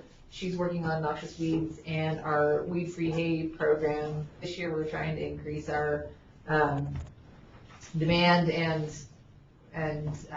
availability for weed-free hay, so we had a couple inspections here. We're also working with our state and federal partners to ensure that gravel pits are also inspected for use so that we're not continually spreading weeds from gravel pits, especially in areas of new disturbance.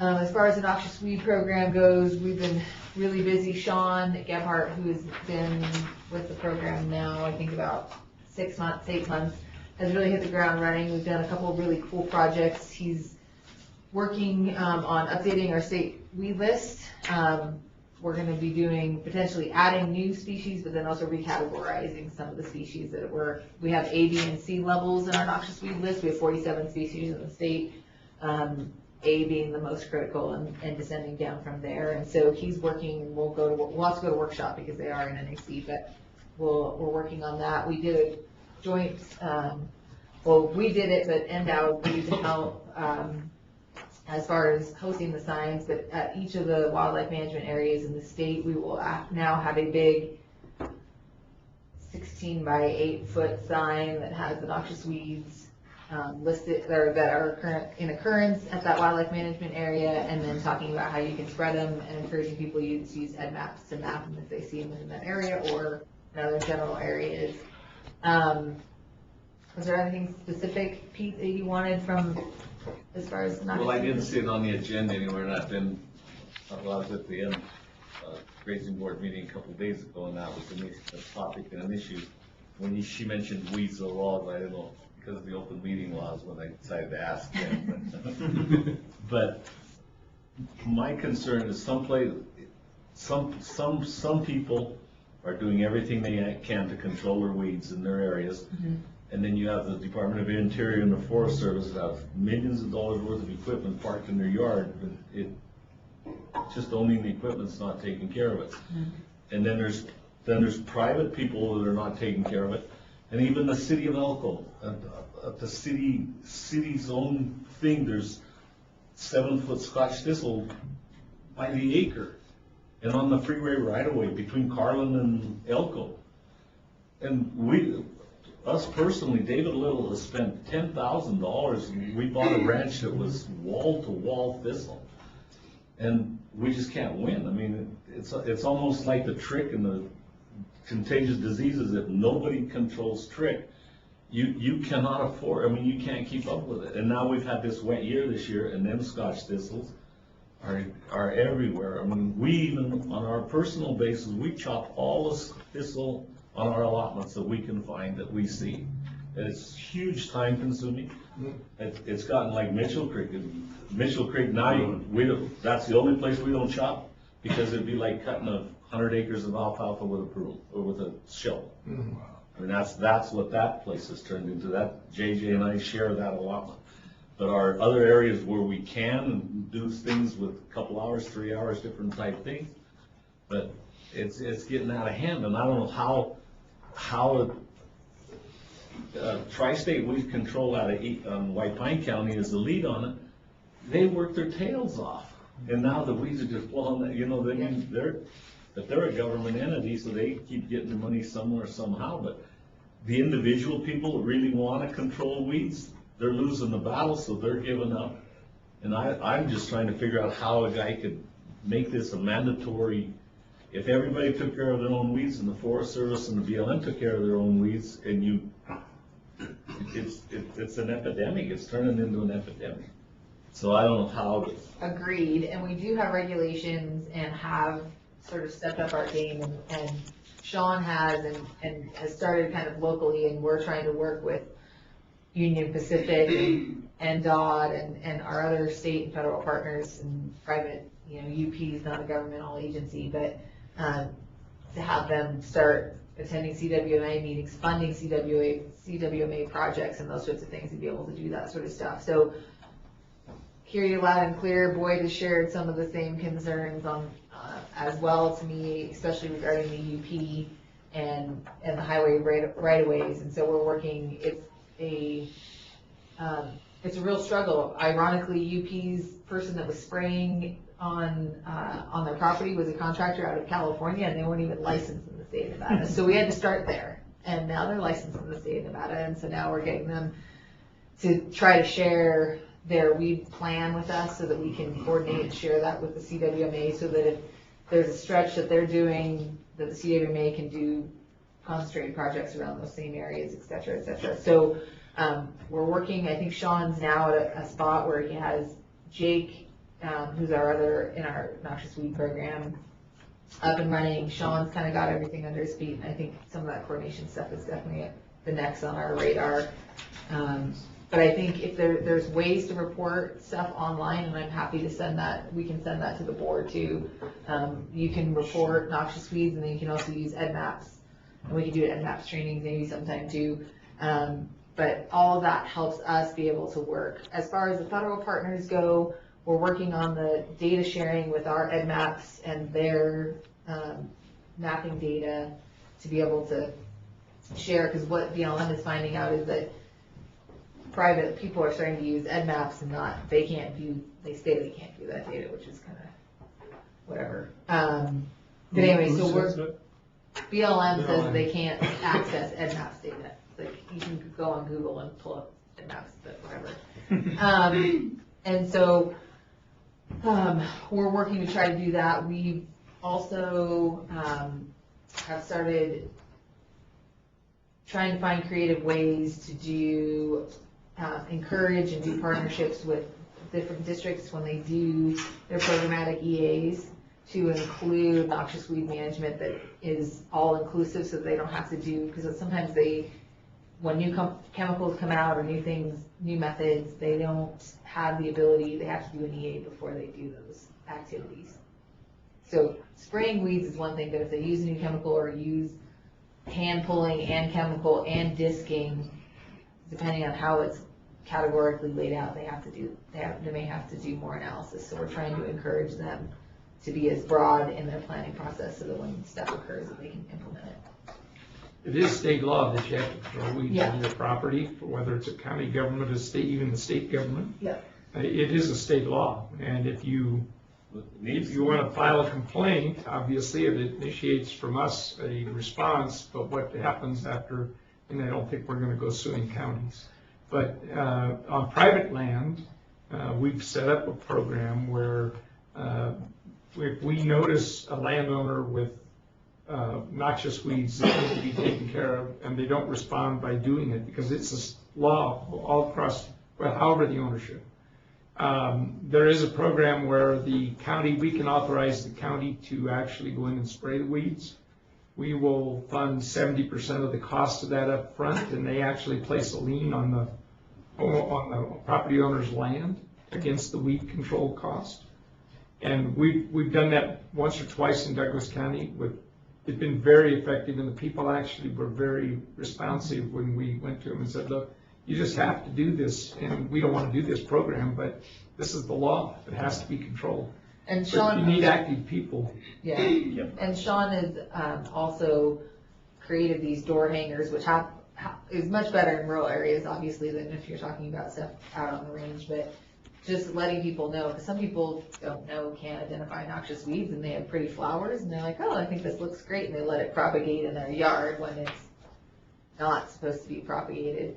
And so we're trying to find different techniques and different ways to make people engage and aware on how they can be involved in the process. But there is a formal complaint on our website, and I'll make sure that we get it sent out to the board members so that if you guys see stuff or you have questions. But that's hard to do on your name. I mean, we're surrounded now by millionaires. We are totally landlocked. The people around us own 40,000 acres of deeded ground. They have not touched one lousy weed. They've spent millions of dollars buying ranches, I mean paying double for what they're worth. And they're nothing but a noxious weed farm. And then now that's on the Forest Service and the BLM, it's on, and just in the vicinity of my house by trespassing, I've chopped weeds personally in the last 2 weeks till I'm blue in the face, just hoping that at least those don't come with the wind. So I'll make sure that, I'll write a note and have Dave contact you, but he can go out and document, but we need to know. I mean, we can't be everywhere in every place. So that sort of stuff is helpful if you let us know. We can map it and then go through our process as far as what needs to be done and who's the property owner, notification, et cetera. The private land is the easiest one to get to because we can file a lien against that. We can't do a thing with BLM. I mean, they aren't going to do it. That puts you at odds with your, you know, these people are hard enough to get along with as it is. They don't understand ranching. And if you, pretty quick, I'm the one that's going over there turning them in. Yeah. It wouldn't have to be you who would turn them in, you just need to let us know so we can go do an inspection. State law, we have no choice, we're gonna enforce the state law at the best of our ability. If there's an issue there, then we're gonna have to go notice them, and we'll see what they do. No, like this year, it's just all of our BLM country, our Cedar Ridge permit. Every year, but we don't cover every square inch of it, and if we're riding with a horse, you don't have a shovel with you today to take care of those, plus it's usually in the fall when they've already hatched anyway. But Right. but this year, just alongside the roads, there's plants everywhere. I mean, this wet year has just exploded that stuff. Yeah. Well, and I had a question. You mentioned counties are responsible, so cities aren't responsible? Yeah, everybody for their own land. Yeah, what was kind of ironic was yesterday my wife and I were out for a walk in a local city here. We won't say which one, but she had that little book that you guys gave us of noxious weed. She's like, wow, there's one. There's another one. I'm like, yeah. Have you seen the little jar we've had on the front desk that has all the beautiful flowers in it? I didn't notice that. We take that jar, we've gone to multiple events, agricultural events. I think of the one that was in Carson City, and we had that jar sitting on the table. People walk out and say, wow, what beautiful flowers. And we said, no. And we hand them the book, every single one of them is noxious weed. Yeah. And it says, Megan says, people actually propagate them in their yard. They think they're beautiful. Yeah, And nice they're pretty noxious. flower. So if you see those things, we can do an NMAS thing. I feel like we need to do an NMAS thing, but I geek out too much, so I apologize. But even taking a picture and emailing us and say this is where we are, this is what we've seen, all of that sort of stuff helps in reporting.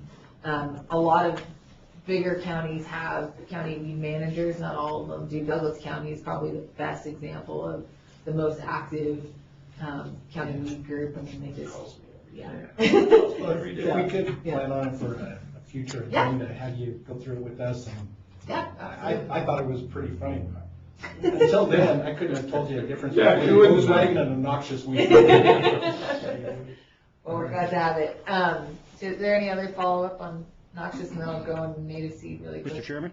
Thank you. Yes, sir. Go ahead, Boyd. I want to ask Megan if we're making any progress with Union Pacific. I mean, they are private property owners. And Lynn just mentioned that private property is a lot easier to go after than public entities. Absolutely. How are we sitting with the railroad? Not great, to be honest. We're continuing to struggle with that. We've engaged a congressman to help from the DC level put pressure on the regional offices to share information with us. It's still not going well. Part of the problem, and if you guys can map stuff, directly adjacent to the right-of-way, would be helpful too, because we can't access a lot of the UP for safety reasons. They don't allow CWMAs or state departments, or our staff anyway, along the tracks, et cetera, because of safety concerns. And so we can't even go out and map to categorize. We send about once a month an updated map to UP, letting them know the new identifications that we've had in the past month on their property, encouraging them to continue to try to do something. But we'll keep beating that drum as much as we can, Boyd, and make sure that we're not. I mean, honestly, it's been a real struggle. They have a huge turnover in employees, and nobody there really seems to find it an important issue to deal with, even though it absolutely is. Well, my point being that, private property owner, if the county can go in there and spray some other private property owner, and, regardless of the trespass issues and everything else, and then put a lien on that property owner's land, we also, we can't do anything on the road because they won't let you in. Well, that seems to be a problem perhaps with all property owners, or is it a different situation? No, it's, the way the system works is you have to notice the property owner, which we can do. Then if they refuse to do anything, you notice them a second time. At that point, you can go to the county, and state law actually says the county has to spray it. The counties obviously don't have the funding to go out and spray it. So what we did was we set up a program that allows the state, and we have a revolving weed control fund And we will pay up to 70% of the cost of spraying it if they will spray and file a lien. The problem is, we have $100,000, so we would have $70,000 to spray on UP right-of-way, assuming the county would actually jump in and do it. Whether or not the county would actually do it, I don't know. But $70,000 on the amount of right-of-way they have probably isn't gonna make a big dent, but we might get their attention if we tried it once. Yeah. Do we have civil penalties in those sections? That's a good question. I would have to go back. I think now they're administrative. I think there's. I think it's 5 by 5. And You don't have it's, to know, we can look that up. yeah, we can look it up. We'll look and try to do some more digging, Boyd. We get it, and we'd love to push some more, but you gotta have county cooperation. Yeah. And Douglas County is the one county that stepped up and said, yeah, we'll do it. We'll spray, we'll go do it, and we'll fund our 30%. We wanna do it. And as soon as they noticed the person actually sprayed, they paid the bill. Yeah. They don't want to lien on their property, they want to pay, and they know they're ultimately responsible. So they pretty much step up if you can get to there. Well, it hasn't been that many years ago that the UP actually would cooperate with the Star Valley Conservation District, and we would hire prisoners from the honor camps to go up and down and spray, with backpacks and spray within our conservation district lines. But they just kind of shut that deal off. And they would pay the cost of having that done. Yeah. We just need to push on them some more. We'll have to do it. I share the concern. I think it's a problem that just keeps getting worse and worse for many years. It's gotten out of hand now. We used to control our private property 99%, and right now, I got my butt kicked this year. We went on one field, Peters Homestead, we went to fix fence over there. We barely got home way after dark. We had 2 hours of fence fixing, and we ended up cutting weeds more. And that's not even, we didn't go hunting weeds, this is just what showed up in front of our face. I'm scared to even go over there to see what's over there today. I mean, we have all kinds of private property now scattered all over that we can't, that's out mixed in the federal range. And it's because we do not want weeds. I mean, and now I'm as guilty as the next guy because I just can't keep up. Well, and one of the things, and we can continue to do this, but Sean in his new capacity has gone to 10 of the counties and made presentations to the county commissioners about our regulations, about our resources, about what we can do, how we can coordinate with them and the CWMAs that are in those counties and that sort of stuff. And very few counties have bid as far as interest in moving forward. But that doesn't mean we can't re-engage and have that conversation, or if there's board members that would like to attend with us when we go do those, be happy to do that as appropriate. But it is definitely something that we've been trying to do, and Sean has been beating that drum pretty well. And this is something that since we've got Doug in place and we're doing the combined enforcement officer piece, under 555.201, we do have the ability to issue citations. And first citation is $250, second $500, and then the third one's $1,000. And at least we can show that we've done something and got a public record acknowledging that but now that we're combining the enforcement officers, whether they work plan or they work, that may be something we can look at as well. In the end, no matter who it is or how you want to do it, it comes down to money. Yeah. And in the end, it's where are you going to get the money to do it? And I mean, that's the BLM's problem, that's every county's problem, that's every private property owner's problem. The fine goes to the county, so if we write the $1,000 fine enough times, that would cover the cost of the doing it. We're aware of the problem, we'd love to help, we'll do our best. We know it's an unusual year. So, all right, you have some more. Yeah, I wanted to, well, I guess I'll do the law enforcement stuff. Just, I don't know, Chris, or not Chris, sorry, Doug, if you talked about the kind of split duties and what Raul and the class and stuff, did you talk about any of that stuff? So as we're doing more cross-pollination with our ag enforcement officers, it's been great. Two of the ag enforcement officers on Tuesday took a half-day bug class with Jeff on identification. We've been working with our public information officers to get some information together for ag enforcement from the pathology and entomology side as well. So we're kind of going down that path, hopefully to have some good resources for those guys.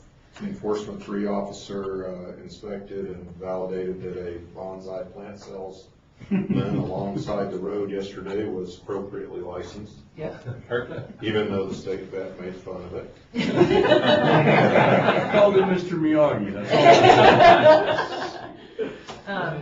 So it's been working, I think, well, and we'll continue to do so. And I think hopefully we'll have some good coordination between the different divisions. And I just want to say, I think that is so cool. I mean, utilizing the resources to the full extent, I think that is awesome that you guys are doing that.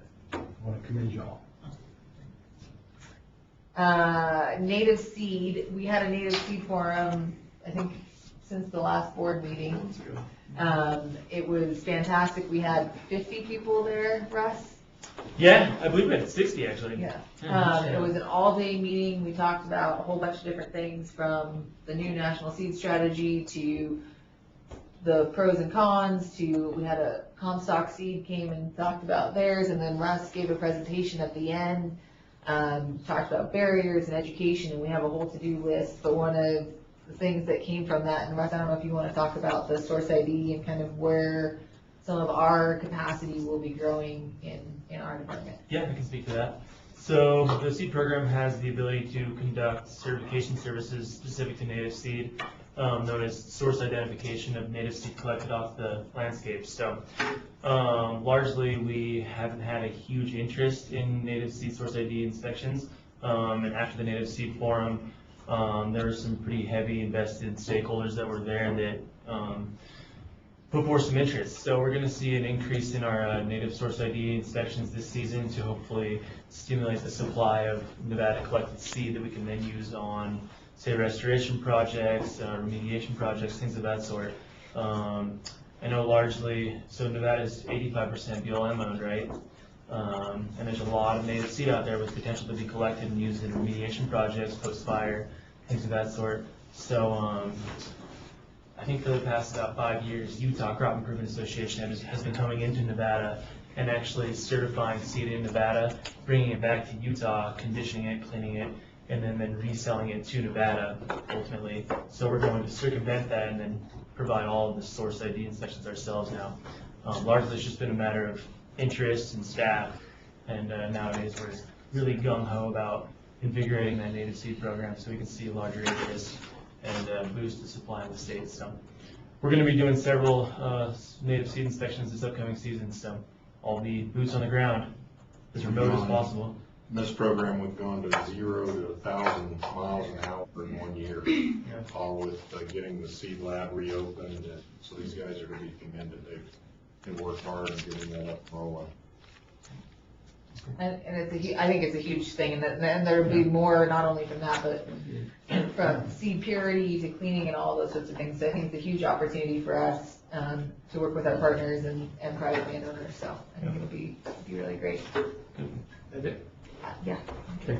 I'm going to go really quickly on the rest then, so we can get to the Jim mentioned AB 32 passing. I just want to mention one little other part of that, and that is that we did also address in there a 20% exemption that allowed landscapers to go in and spray, and they were using the exemption by some really creative billing to go in and actually do commercial work on golf courses and everywhere else, and it was totally illegal when they were unlicensed, so we fixed that as well, AB 32. AB 33 you already know about. Regulation-wise, the governor signed emergency regulations for us. You folks had approved us amending regulations on the hemp trials that we were doing and on the pesticide use, and you also approved us going forward with regulations on hemp seed certification program. To make those viable for this year, if we waited, because when the legislature starts, you can't do regulations. So they would have waited clear until next year before anybody could have done it. We went to the governor's office asked them to sign them as an emergency, so we have people who could actually start doing it this year. So they did sign that, and we have people who are starting in that direction now, so we're pleased with that.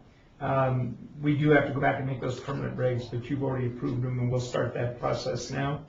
Entomology-wise, we had a reporting of Mormon crickets in May on Winnemucca Mountain. They went out and looked at that and turned out to be very minor. But yesterday, you got an email or a text from Jeff Knight, and he said they just had a report of Mormon crickets in Sand Pass, north of Winnemucca, and they also have an alfalfa field out that way. So they're out today inspecting that, and they're already working with APHIS if they have to do any proposal to control or whatever. In addition to that, we're doing a bug room tour today for 2 legislators and some kids. That was what they called it. We want to see your bug room. And so Jeff's doing that today. And finally, our federal grants that we deal with have all been renewed, and they are current. So that's what I have for the board update. And I appreciate the help of the rest of the staff. Any questions on the update? All right, I think we're ready to go ahead and move forward to A, All right, safety you first. want to pass these books out? We're going to pass out a binder that each of you can take home. In the binder, you're going to find 77 pages, which is only a small part of the 312 that came out of the governor's task force on recreational marijuana. We're giving you the summaries. I will tell you that if you are interested in more detail, you can go on the Department of Taxation's website. You can click on their website, and it'll drill you down to the entire report with every single word that came out of that task force if you have an interest in looking at it. Helping in regard to this today is Tessa Ranier. Tessa has joined the Department. How long ago now, Tessa? 7 months ago? 7 months ago. She's a compliance officer. She is involved with doing a lot of inspections on the medical marijuana. And so she has been heavily involved. She was also on the task force to help with some of the recommendations. What we're going to do is give you a brief overview of what retail marijuana we think is going to look like in the state of Nevada. We want you to be able to take the book home, because if you get questions, some of you may be reactive in regard to questions, some of you proactive, but at least you'll have a source if you want to look, or you know to call us or call Tessa, and we'll be happy to work with you and help you with anything that you see. So this is going to be a retail marijuana presentation done by myself and Tessa. So if you want to, all right. So in 2016, the voters legalized recreational marijuana. The vote was 602,000 to 503,000. Because it was an initiative petition and it went to a vote of the people, it became law immediately. So it is our statute as of right now. Pursuant to the Nevada Constitution, because it's approved by the people, it can't be changed for 3 years. So the legislature 3 years from now can diddle with it, but they can't change anything in that IP right now. The governor convened a task force to make recommendations for a quick start implementation of the program, and ultimately the long-term operation of the program as well. Okay, so we're ready to go. There's questions. A lot of people say, yeah, well, what's going to happen with the federal government, and are they going to shut it down? The federal law does still classify marijuana as a Schedule I drug, therefore it's illegal on the federal level. However, I think the general consensus is that 29 states currently have some form of legal marijuana, and 7 states in the District of Columbia have legal recreational marijuana. There's significant taxes, and you'll see some of those numbers later, but big numbers in taxes and a lot of employment here. I really don't think the feds are going to get heavily involved in trying to deal with recreational marijuana. I think as long as it looks reasonably controlled, they're going to stay out of it. That's kind of the consensus of what's going on out there. On the next slide, Section 16 of the initiative petition allows for the payment of costs to each locality. So in your areas, if there are costs involved with regulating retail marijuana, theoretically, some of the money that's going to be generated here would go to local government to help offset those costs. However, during the task force, we saw little interest in that. The only interest was local government might get some extra money for law enforcement.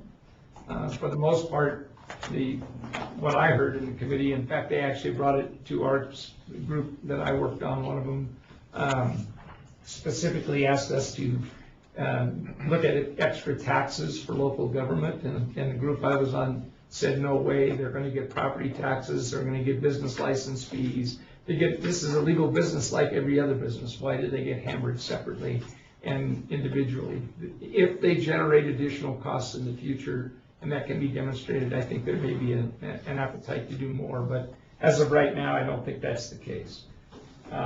They did recommend that ancillary businesses that come out of this process might be taxed and approved by local jurisdictions, and the ancillary businesses would be like a smoke shop where you could actually go in and smoke marijuana, or a facility where marijuana was legal for you to consume. We're going to talk about that a little bit later too.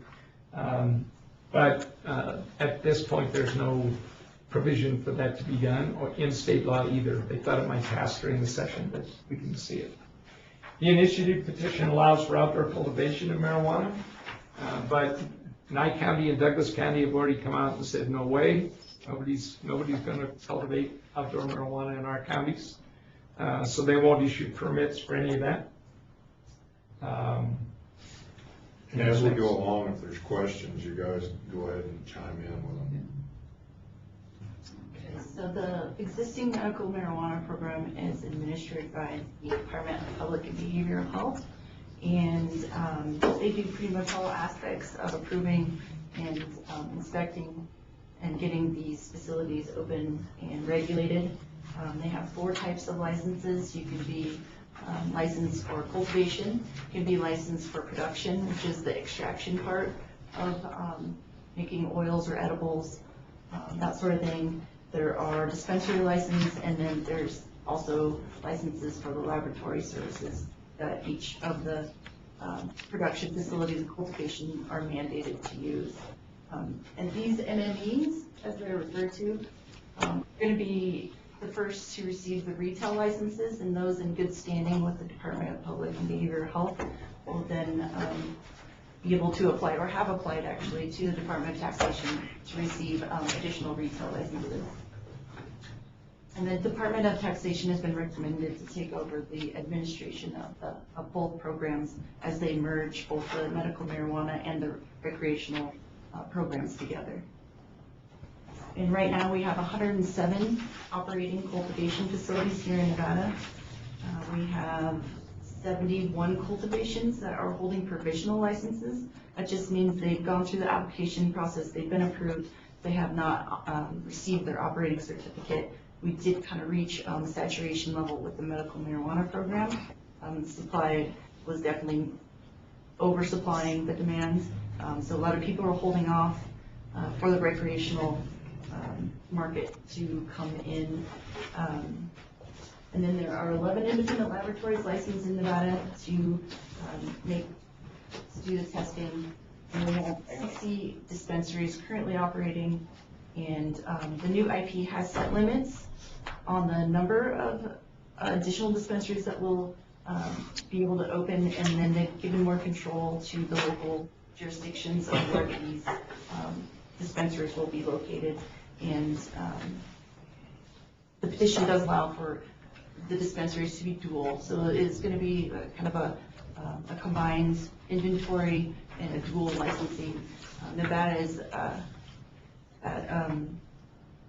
has the ability to watch all the other states as these markets emerge and really make good choices on what, Oregon and Colorado has done correctly and what doesn't work for them. And so we definitely have an advantage of detailing our program to make it work really, really well. And I think the dual licensing and the single stream inventory are steps in the right direction. I got a question, Woody Worthington, on your laboratories, as far as equipment and stuff like that, NDA is all good to go as far as equipment and stuff like that? we're actually gonna get to the equipment part of it. We have enough equipment partly now, but we'll talk about what the impact is on us, and we're gonna touch on that for you in just a minute. So, all right, so what are our regulatory responsibilities? The initiative petition says, quote, cultivation and sales should be regulated similar to other legal businesses. Obviously, the Department of Agriculture regulates other legal agricultural businesses. 2, it says cultivating and testing will be strictly controlled through state licensing and regulation. And finally, it says marijuana in this state will be tested and labeled. Obviously, as well, the Department of Taxation doesn't have laboratories. They don't do testing for pesticides. They don't have the ability to test for THC or contaminants of any other kind either. So, and it being an agricultural product, obviously, we're the logical people to take care of that. Under existing state and federal law, the NDA is the regulatory agency for agriculture in Nevada. Obviously, we also have the premier food safety laboratories in the state of Nevada. Quite proud of those. And the Department of Tax, as I mentioned, has no capacity to regulate agriculture or do food safety testing. So it is interesting, however, and I want to comment that when we were in the middle of some discussion and Jim's suggestion, he said, well, have you talked to the budget office to see that they're putting something into the budget for us to receive money to do this work? So I went to the budget office and said, are you guys holding our budget open to accept funding so we can do this work? They said, what the hell do you guys need money for? What are you going to do? Just totally disconnected. And it's like, they think this stuff just materializes out of air, So then we did submit a budget, and again, we'll get to that in a minute. So we're heading there. So programs currently under the NDA's authority are the Worker Protection Standards. This is a program administered by the EPA, and this is for anyone who is basically the farm, forest, nursery, or greenhouse industry, which the EPA has changed to enclosed space production, and that it kind of encompasses these indoor greenhouses that we have. If they employ people and spray pesticides, they're mandated to be compliant with the worker protection standards, and we do have a cooperative agreement with them. And we are tasked by the NRS 586, requires us to create a list of pesticides that are allowable for use on marijuana. We like to refer it to as not legally prohibited, because there is basically no pesticide that is properly labeled for marijuana at the federal level. So we get away with going basically with kind of the food use pesticides that are labeled properly for indoor use, and that are on the list of active ingredients that we allow for use. Question. Yeah. Have we or others done any research on the tobacco industry and allowable pesticides based on being a product that's going to be lit? Yeah, there is some research there, but I think for the tobacco, the things that are in tobacco are even worse than the pesticides that are in it. So there isn't a lot of research there.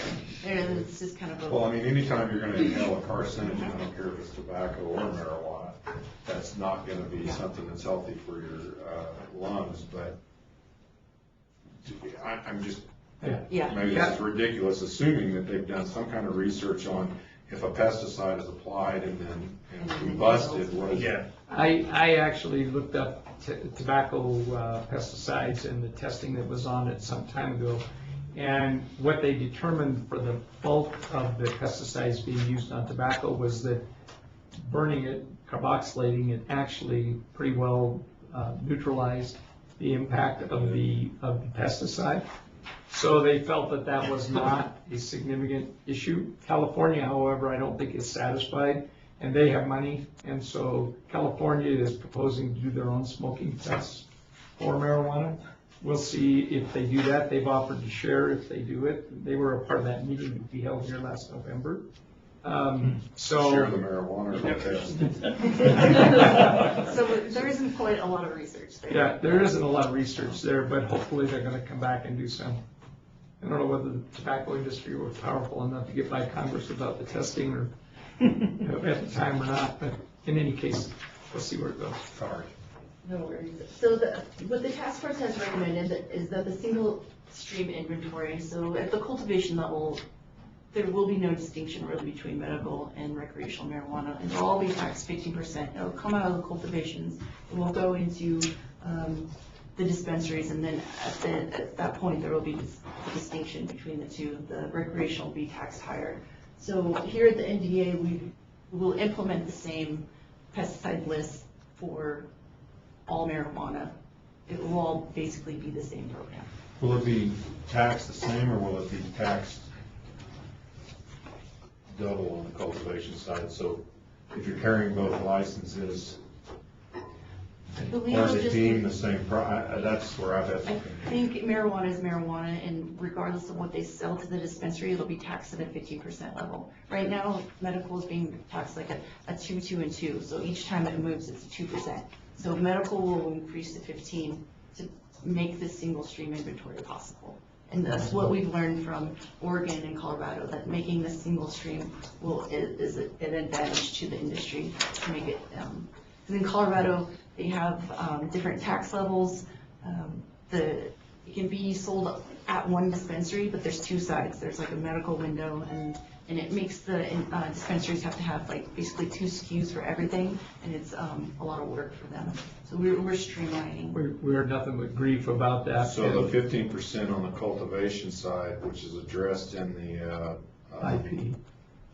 Or the ballot initiative. Mhm. So that's defined in how it can be spent, and that's, what percentage of that goes to education? The way the IP reads is, the Department of Taxation shall pay the cost required to operate the program. And then anything left over goes to education. So they have to do the cost of the program first. 14.5% will be the cost of. Pretty close. They came out with a $14 million ask is to set the program up. And so, I mean, it's a chunk of money.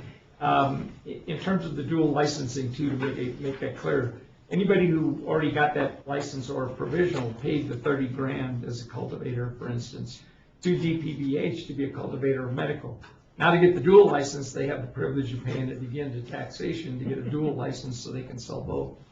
And then there's the 15% taxes on that, and they did put the 10% retail sales tax onto marijuana at the very last minute in the legislature. So they're going to be 25% tax. That is also of interest in that Colorado just lowered their tax from 10 to 8, and they found that 10% tax left too much room for the black market.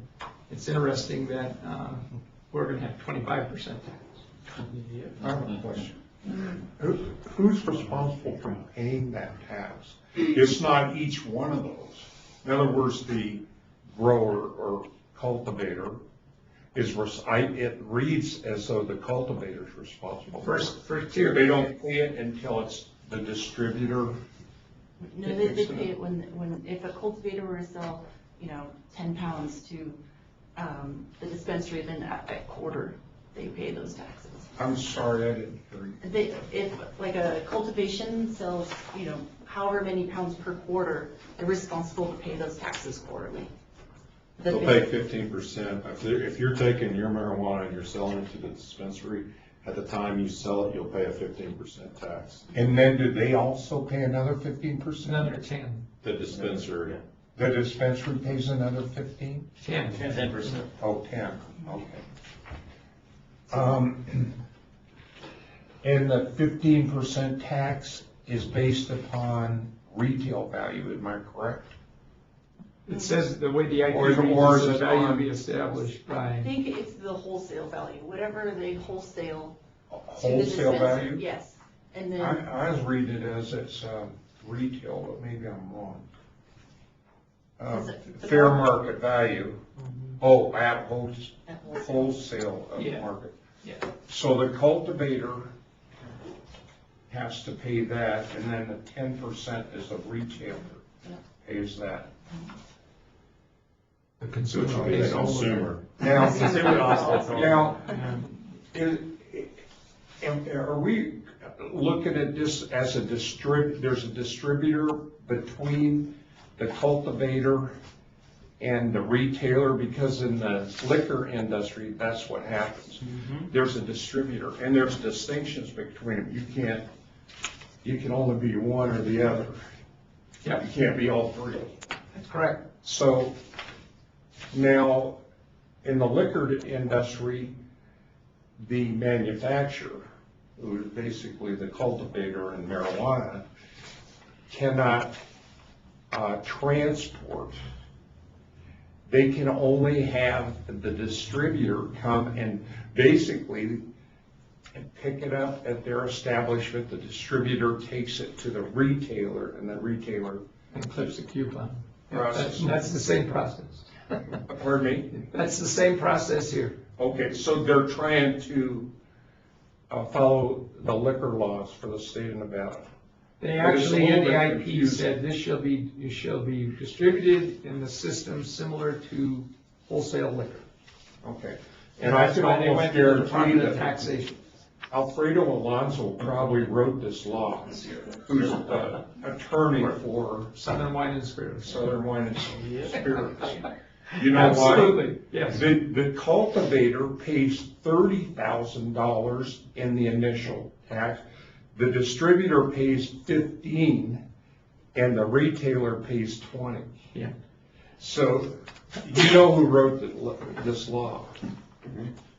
And you know who makes the most money? Yeah. The distributor. I said it was the distributor's right to work bill. So-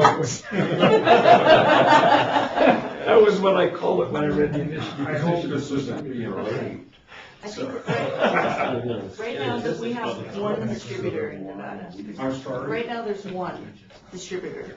There's kind of a monopoly. Is it Currently. Southern Wine and Spirits, Larry No, it's Rubel? called Blackbird. It's called Blackbird. Pardon me? It's called Blackbird. There's one delivery.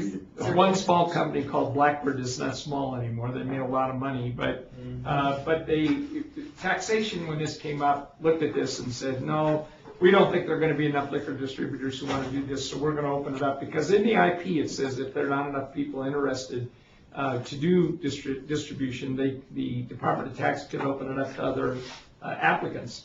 Well, they opened it up to other applicants, and immediately there's this lawsuit filed by every one of the liquor distributors who have gone together and filed a suit against the taxation saying you can't open it up. The initiative petition says it's ours and we're keeping it.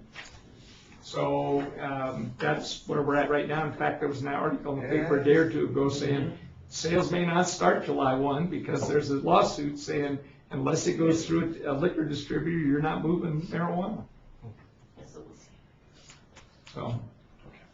So currently, we do work with the cultivation facilities, and we do worker protection standards inspections. We also go in and look for any pesticides that are illegal or prohibited to the program. We work with them on proper pesticide storage. We offer pesticide container disposal for our programs, and we also try to, do some outreach and safety education and basic pest control outreach help for consultations for these facilities. We also offer our plant pathology lab for any questions they have with plant diseases. Marijuana can get a variety of diseases, tobacco mosaic virus. There's the entomology lab. We can help them with pest identification. Marijuana's very subject to mites, spider, broad, russet mites. They're very small, very hard to detect. We also, our environmental sciences here help with pest control, any sort of problem they should have. We can recommend pesticides and an IPM program to try to help them eradicate whatever pests they have.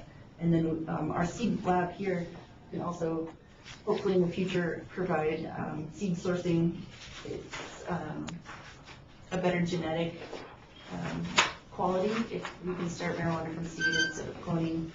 It's been free of pests and diseases, so hopefully that's something that we'll move forward for in the future. Okay, this one's going.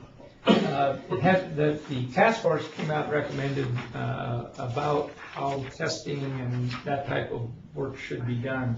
And they recommended that the NDA establish laboratory and sampling protocols.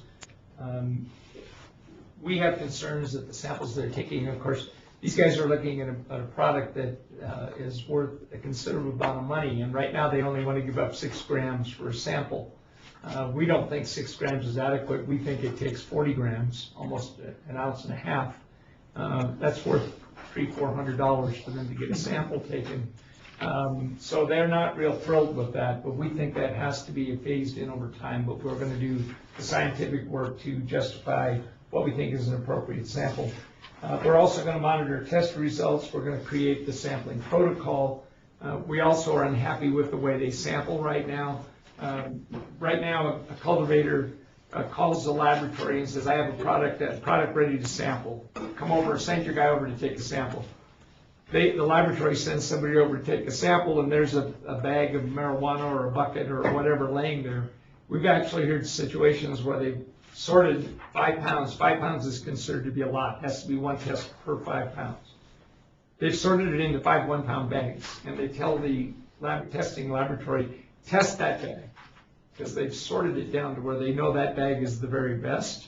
And the bag on the end you can look at and see that it's not, but it's all part of the same 5-pound lot. And laboratories have done that, taken the sample out of the very best, and that means they're selling crap on the end that's not nearly as good for the same price. And we say, no, that's not the way you take an appropriate sample. That's got to be done. It's got to be properly mixed. It's got to be a big enough sample to be representative. It's got to be done correctly, and then you've got to tie it to it, and that's part of the lot control. The other problem we've had is the laboratory will show up to take a test. There'll be a bucket with 5 pounds in it. They go in there, they snip off the very best, because they obviously want to make the best result for the grower they can. And then they just throw it in, the grower takes it over and puts it on the shelf someplace, and the lab leaves. There is absolutely no control on that material in that bucket. That may have been the best sample of product they ever grew in their life, and they store that 5 pounds as soon as the testing guy leaves in a freezer in a separate container, and then they put 5 pounds of something else into the bucket that had that in. There's no control, there's no lot control whatsoever, no tamper-proofing. We think all that has to be changed. Those recommendations are made. We take care of all of that. So, Are you sampling THC?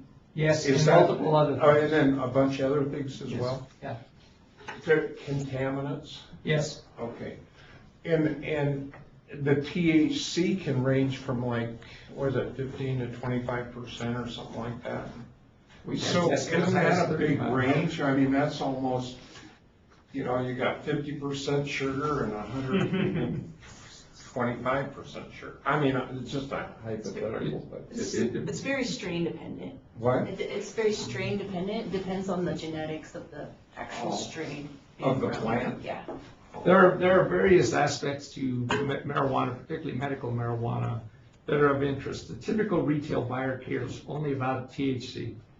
It's the part that gets you high. That's all they care about. But a typical medical buyer cares about terpenes, cannabinoids, the various oils that are included. They may not care at all about THC. And in fact, some of them many times testified at the task force meetings, we don't want to use marijuana, we want to grind the whole plant. We think that the plant has terpenes and oils and other things in it that are good for us medically, and we want it medically. To get the bulk of the benefit out of marijuana as a high, you have to carboxylate it. You have to get it to delta-9, and delta-9 is the active ingredient for getting high. A lot of them don't even care about that. So there are a whole lot of things we test for. And then on the list, for as Tessa mentioned to you, for every pesticide we allow, there are pesticides we know are used that they cannot use. And so the testing list is just as important on the other side. These are the things you must test for that cannot be present when the independent laboratory tests, or else it has to have a tolerance level. And even the ones that aren't permitted have tolerance levels. So they're not harmful to humans under normal human consumption conditions. So, all right, so that's all I had. Oh, and we'll do some random verification testing. We were talking about that today, that we would like to pull some samples of CBD oils and do some random verification testing. So we're going to be responsible for that, and we'll handle those tests within our lab. Real quick question on the labs themselves that you test and certify that they're good to go. As far as testing, do you do random testing, or is it a year long, they're good to go? So that cultivator just doesn't go to them specifically, and it's almost like alfalfa basically when we do analyticals on our testing and stuff like that. Yeah, what we're seeing is that, and this was brought up many times in the laboratory group, is that certain laboratories get a lot of business.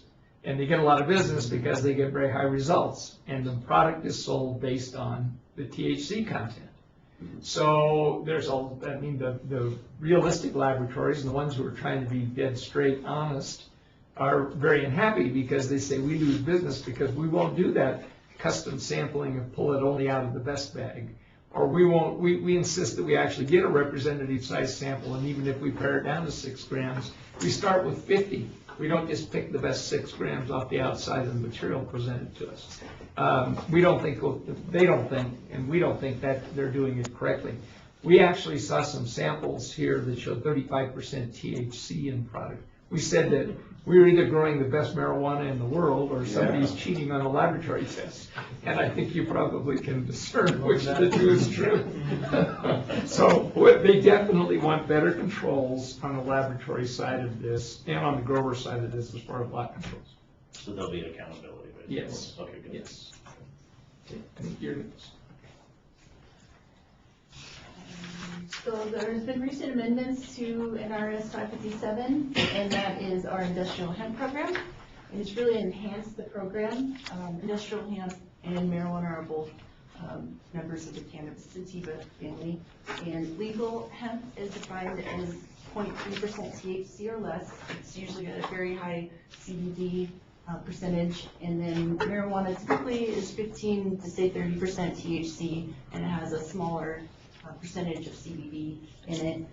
New regulation changes allow for the overlap of the marijuana program and the industrial hemp program, and now there will be grower, handlers, and producers of industrial hemp who can then process or sell their products directly to the medical dispensary or the marijuana dispensaries.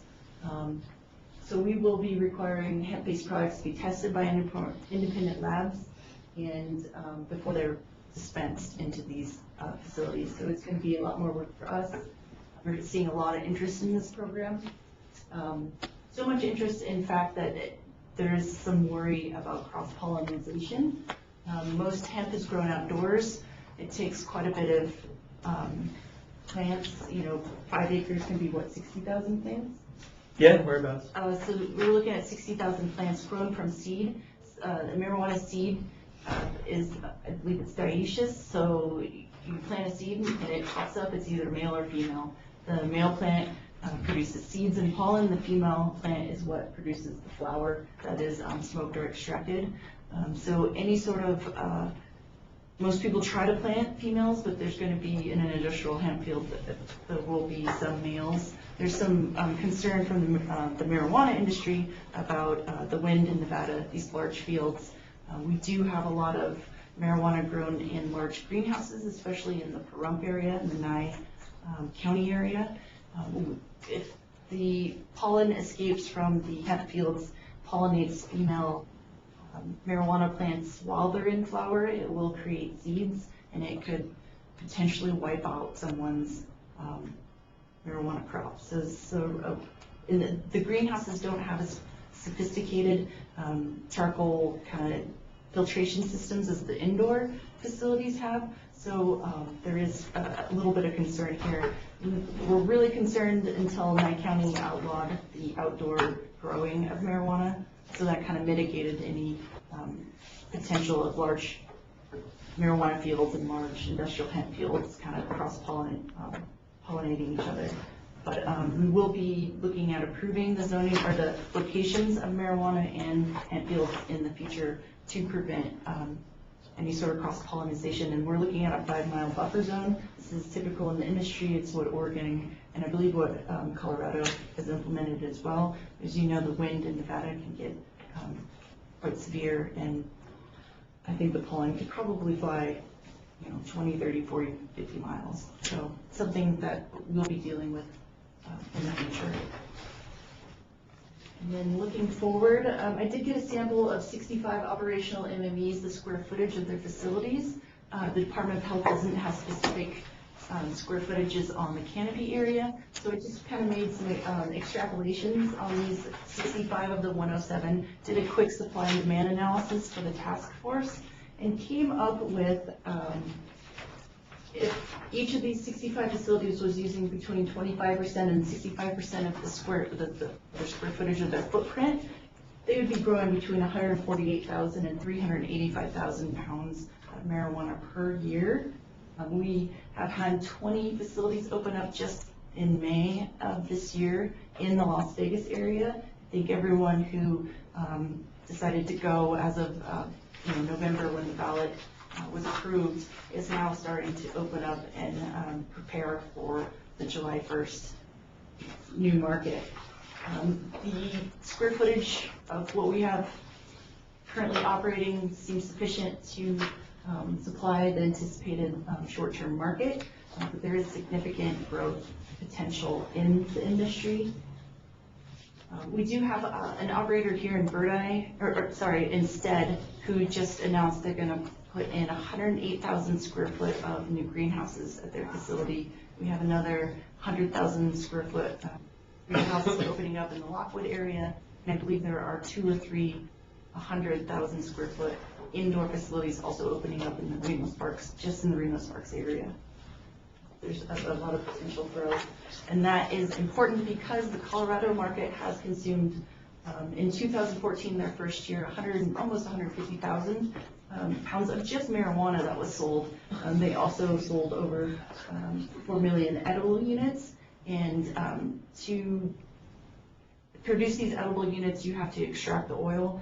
And right now, our medical industry says they're sending 50 to 60% of their marijuana that's produced to the extraction facilities. So we're selling 50% of our product produced as flour, and then we're extracting the other 50 to 60%. The extraction process by weight is very inefficient. For every, say, pound you get, you're only going to get back 10% in oil weight. So it is a very large consumer of, but you're going to get very concentrated material. You're going to get oil that's going to be 60 to 70% THC. It's going to extract it. It'll compound things by about 5 times. In Colorado in 2015, it increased by a percentage change of, I believe, 69%. The demand increased 251,000 just pounds of marijuana sold. And this, in 2016, the mid-year numbers have already they already outsold their whole first year, so 153,000 pounds. So they sold over 300,000 pounds of just flour in 2016. And this is also important because their sales revenue in 2015, they hit almost $1 billion in sales, so $996 million in sales for the year.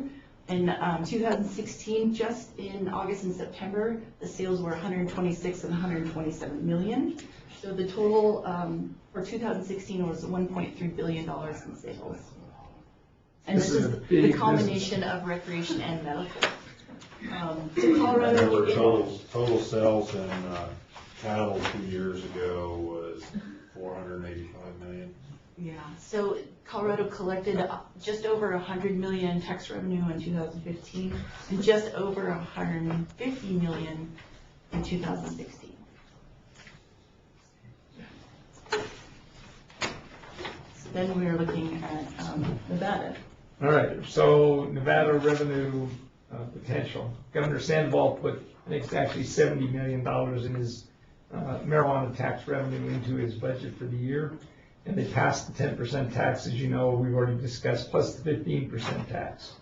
I've already discussed that Colorado lowered theirs because of concern with black market, but we can't lower ours in any case below 15% because of the initiative petition. So that's where we're going to start. What's the rate in California? No, that's a good question. I don't know. I can look it up though. I'll try to find it. Well, I have a question. How do you determine black market effect, or how? Well, it's a good How can you question. measure that? And is it black market if you go to California and you buy a load of marijuana and you bring it across the state line? Transportation across the state line may be a bit of an issue because it needs some interstate travel, and that may become a federal issue. But buying it there and consuming it there is not illegal. You could buy it. Buying a truckload, I don't know how they deal with that. Obviously, I think everybody feels like they're going to struggle to keep up with their own market, given the kind of numbers Tessa just gave you. The recommendation came out of the task force was that we should license the people who applied initially. They should at least get a chance to get their money back and their investment and their time and effort and all that. But after that, as she said, the potential for growth is huge. There are 1,400 growers right now in Colorado, so it's huge. Our Nevada medical marijuana program last year had almost $70 million in sales. So it's quite a bit, and it was still tiny. It wasn't enough to really support well the people involved. At the lowest price, lowest volume, lowest tax rate, we anticipate the state of Nevada will get about $19 million in taxes. But at the highest volume, highest tax, which is where we went on tax rate, we don't know what the volume will be yet. But it potentially could take in $400 million a year in taxes alone in the state of Nevada, based on the prices. Even with all the operating expenses subtracted, we don't see how they could possibly make less than the $70 million the governor put into his budget. So the tax revenue is huge. All right, on to where we are. So what's the impact on us? Well, we put in, when they said, well, what do you need money for? We said, well, because we're required under state and federal law to do these worker protection standard testing. We're required to regulate pesticides. All these people have to be licensed. We have to inspect facilities, on and on. So we submitted a budget to them. It's 9 additional staff, 1 chemist, 1 microbiologist. That's because in the recommendations, it's also been proposed that this Department of Agriculture go out and actually certify these labs to make sure they can actually do what they say they're going to do. The law that got passed during the session says they have to ISO certify. That's a very sophisticated certification process. And they lay out the procedures they say they're going to use. But the testing is once every 2 years, and they don't actually stand there and watch them do the procedure. They just say, tell us what you say you're going to use. There's a proficiency testing that's being done by outside company, but basically they send a sample and say, test it, and send back to us and tell us what you got. Nobody at the present time is going in and actually standing there watching somebody run with a technician, and that's the recommendation that we got at this time, is they want us to actually send a chemist and a microbiologist in and stand there and say, okay, run a sample. Show me how you're going to do this, and critique the whole process and go through and see how they do their record keeping, how they do their chemistry. There are differences even in how you pipette samples. It changes the outcomes. So they want us to go in and do this. They don't feel there's adequate control over the laboratories. So that's where part of these people are going to go and what they'd be doing. We submitted a budget of almost $4 million for the biennium. That would include an $800,000 one-time purchase of various equipment to do the testing. And then we've set up in the budget the reserves to maintain and replace equipment as we go on down the road. I don't know if we'll get all our 7 inspectors to start with. That's what we think we really need. We based this off Colorado's numbers. We talked to them based on their market and what they had to do. They spent a whole lot more money in this, and they've got like 14 inspectors alone, as I recall.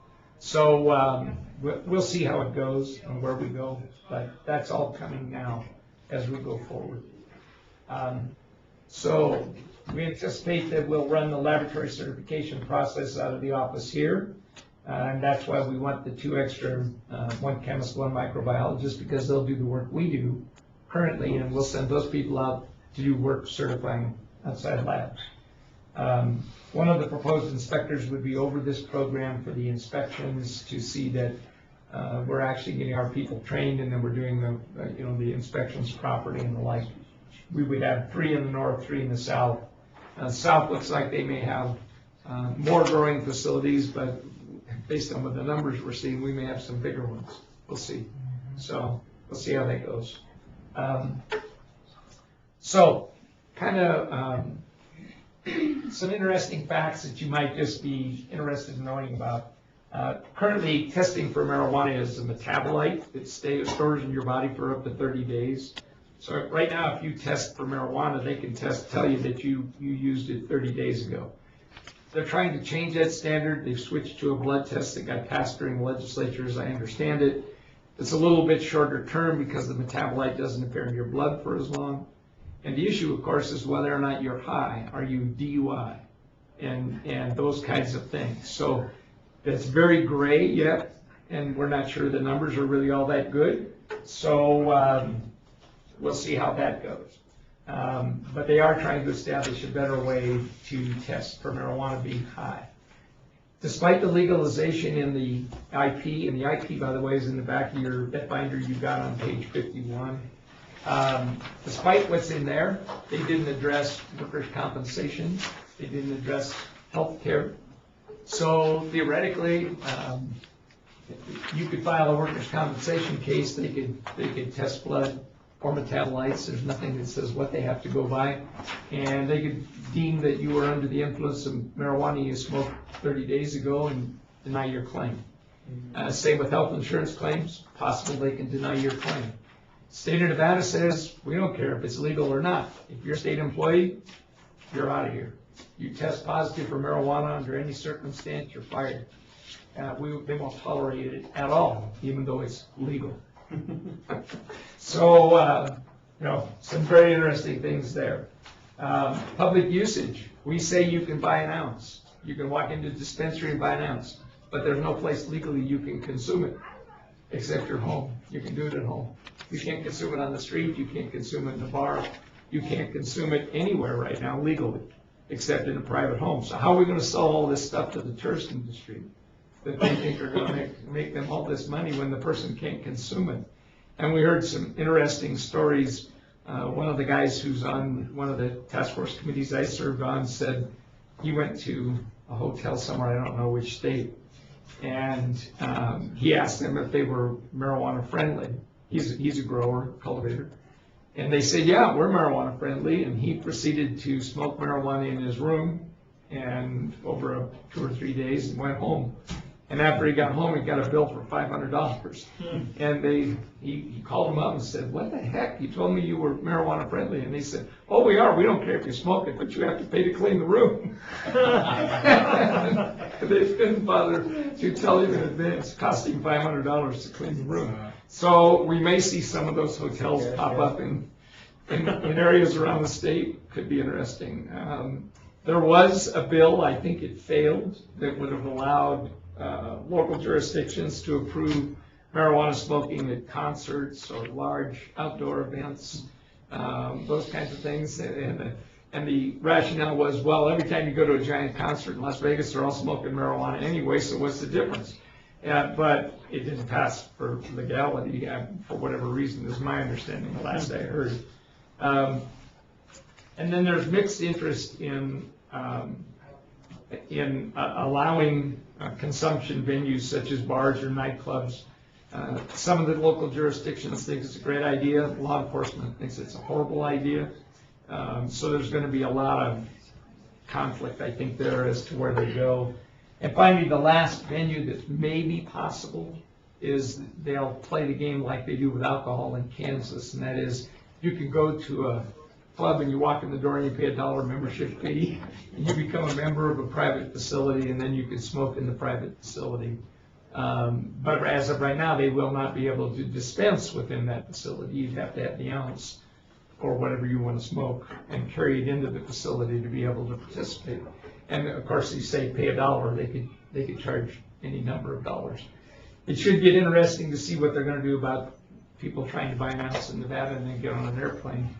Don't know what will happen with that either. Certainly not addressed anywhere that we've seen. And then just a little information on packaging and labeling.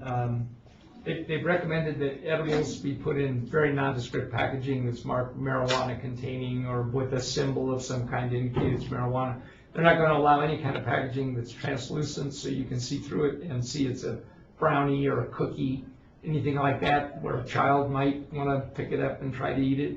They're not going to allow any kind of packaging that has cartoon figures or you know, those, it has to be very plain wrapper, brown wrapper, marked marijuana type thing. They're saying now that they want to limit, excuse me, the dose rate to 10 milligrams of active material per serving. You recall perhaps that there was somebody who consumed edible marijuana and then took a dive off a multi-story balcony off some hotel and committed suicide. They want to limit that for some, didn't commit suicide on purpose, but and was, you know, high and didn't know what they were doing. They want to limit that ability to make the person have to open 10 individual packages and think about it. They don't want it to be a candy bar with 10 break off little squares where, I don't know about you people, but if I open a candy bar, I usually eat it. I don't break off it at 10 squares, you know, 1 square at a time over 10 days. And so, you know, they want to minimize that liability, which I think makes sense. And then the other is that edibles react more slowly in the system, but when they do react, the reaction is greater. So they've got people who will eat an edible and nothing happens, and they go, well, that didn't work, I'm going to have another one. And then by the time they finally start feeling something, they've consumed 2 or 3 or 5 or whatever, and then they have serious issues. So I think that makes sense. What else? I had a documented case where a well-known media figure went to Colorado and consumed an edible and had that situation where they didn't feel the impact and said, oh, I'll eat another one, and wound up in a fetal position in the floor with great concern. Yeah, it's interesting. Some of the people who were on these task force committees, one of them who was on one committee I served with is a medical doctor who owns a marijuana facility. And he was the first one to say, I certainly don't want anybody eating multiple 10 milligram packages of the stuff I make, because they would be in serious trouble. And, you know, because they eat it and they don't see anything, it's not like smoking it, which is very quick. So there's some issues there. At the same time, it's interesting that his company, and he is a medical provider and providing medical marijuana, they make 70 milligram suppositories because it absorbs apparently more slowly, but it's also a longer time. Yeah, and so you can, and those are for people who can't consume apparently for vomiting and things like that. And marijuana, the other interesting we didn't cover here is they actually got some studies out there now showing that it probably has a positive effect on 6 to 10 various illnesses. Probably the biggest single one is chronic pain control. It actually is helping with that. It reduces vomiting and some of those things for people on chemotherapy. Some of the things like that, it is shown to be reasonably effective. Some of the other claims that are made are not well researched. And they'll kind of flop it over back and forth. You know, well, it looks like it might help with this, but then it also has this negative effect. So it kind of goes back and forth. I don't know what you think of it is everybody's own deal. That's it, unless you have questions. Mr. Chairman? Sam? Yes, boys. Am I on? Yes. Okay. Then I have a couple questions. First, you know, just in a real simplistic sense, where does the NDA enter into the production line, and where would their regulatory responsibility end? I mean, there's a lot of stuff in between and a lot of stuff at the back end that I'm sure we won't be involved with. But where do you see it, you know, in that production chain? Where would the NDA be involved with, either services or regulation? Yeah, probably first place, Boyd, will be that we will be responsible for inspecting, just like any greenhouse or any outdoor facility that is growing marijuana, not because it's marijuana, but because they are using pesticides or maybe using pesticides, and the law says they also have to have licensed applicators, those kinds of things. We would inspect them just like we would any greenhouse for proper storage of materials, proper disposal of materials. We'd inspect them to see that they were using the proper clothing to do applications, and the workers had proper training and protective equipment, protective safety devices, all of those things. We would do those whether it's marijuana or not. So the only issue for us in regard to that is that we get paid to do that by federal grant money for every product but marijuana. They won't give us any money for marijuana. So that money's gonna have to come out of the money generated by the initiative petition and the law allowing retail marijuana. After, the second step is that the task force has recommended that we be the oversight for the laboratories, because taxation can't do laboratories, they don't do laboratories, they don't have training or the facilities for the people. They have recommended that we become the people who certify the laboratories to make sure the testing is done correctly, that the people are trained and properly certified, that they do the record keeping correctly. So you'll be overseeing or supervising or testing private laboratories, is that correct? Well, we won't, taxation will actually do the supervision and has the ability to fine or eliminate the licenses and the like. We'll act as a contractor to the Department of Taxation to go in and do the work that they can't do. No, but what I'm saying is, will all of the testing be done in the NDA laboratory, or will you be supervising the private laboratories? Yeah, I got you. No, we will supervise or oversee the 11 independents that are out there now and any new labs that open. Well, only test under contested, right? We'll test if there's contested test results. What's happened with test results, that's interesting, is when the medical program first started, somebody would do a test and they would fail it for a pesticide. Let's say they failed it and said that you have a certain amount of a pesticide in it. And the grower would say, no, I didn't put that pesticide on, or I don't believe you. I want to test it again. At that point, they could ask for it to go to a second independent laboratory who tested it again. If they confirmed the first test, the product had to be destroyed. If they found a different result than the first test, they said, no, it's legal. There's nothing wrong with this. Now we had two conflicting test results. Then the test came to us at the Department of Agriculture, and we acted as the arbiter. We took the test and determined whether it was good or bad. We've done several of those. That's pretty much gone away. Pesticides they've gotten pretty careful with. The growers have become more sophisticated, and they're getting better at what they do. But microbiology is becoming the big issue now. Cleanliness is not good. And what we're seeing is they'll pass on all the, quote, contaminants, but they'll fail on microbiology. It'll have something in it that could cause sickness. Then what they do is send that product to extraction, because extraction kills that. So they lose little of their finished product. It's just a matter of what they can sell it for. Flour is the big money, simply because extraction is very expensive. And then you still have to make a product and all the things that go with it. So there's a lot more processing and packaging and all those things. So they want to sell it for flour if they can, but they don't lose much, because even if it fails, they can send it most times to They can only do that once. one time, yeah. But a lot of I'm sorry, what do you mean you can only do it one time? you can only fail the test once Oh. and have like an exemption to send it. Like powdery mildew is basically a mold, and it can, if you have one spore of powdery mildew, it can proliferate. It's a kind of a bad thing for marijuana. You can get an exemption from health to send that to a CO2 extractor, which can actually scrub that from and separate it from and produce oil that's not contaminated. You can only do that once, and it's written into the program. Then you open yourself up to more inspections per year by the Department of Health. But what is happening, we're finding, is that the producers are moving away from the synthetic pesticides because they have tolerance levels. They're moving to biopesticides, which, and then even using beneficial microbes. And then they're using them too late in the production cycle, and they're failing the microbial test. They don't realize the testing doesn't differentiate between good and bad bacteria. It's all bacteria. So we have a little bit of education that we need to do with them, the proper use of biopesticides and microbials and the proper growth cycle. This is part of the outreach and the training and the things that we're trying to do with these people.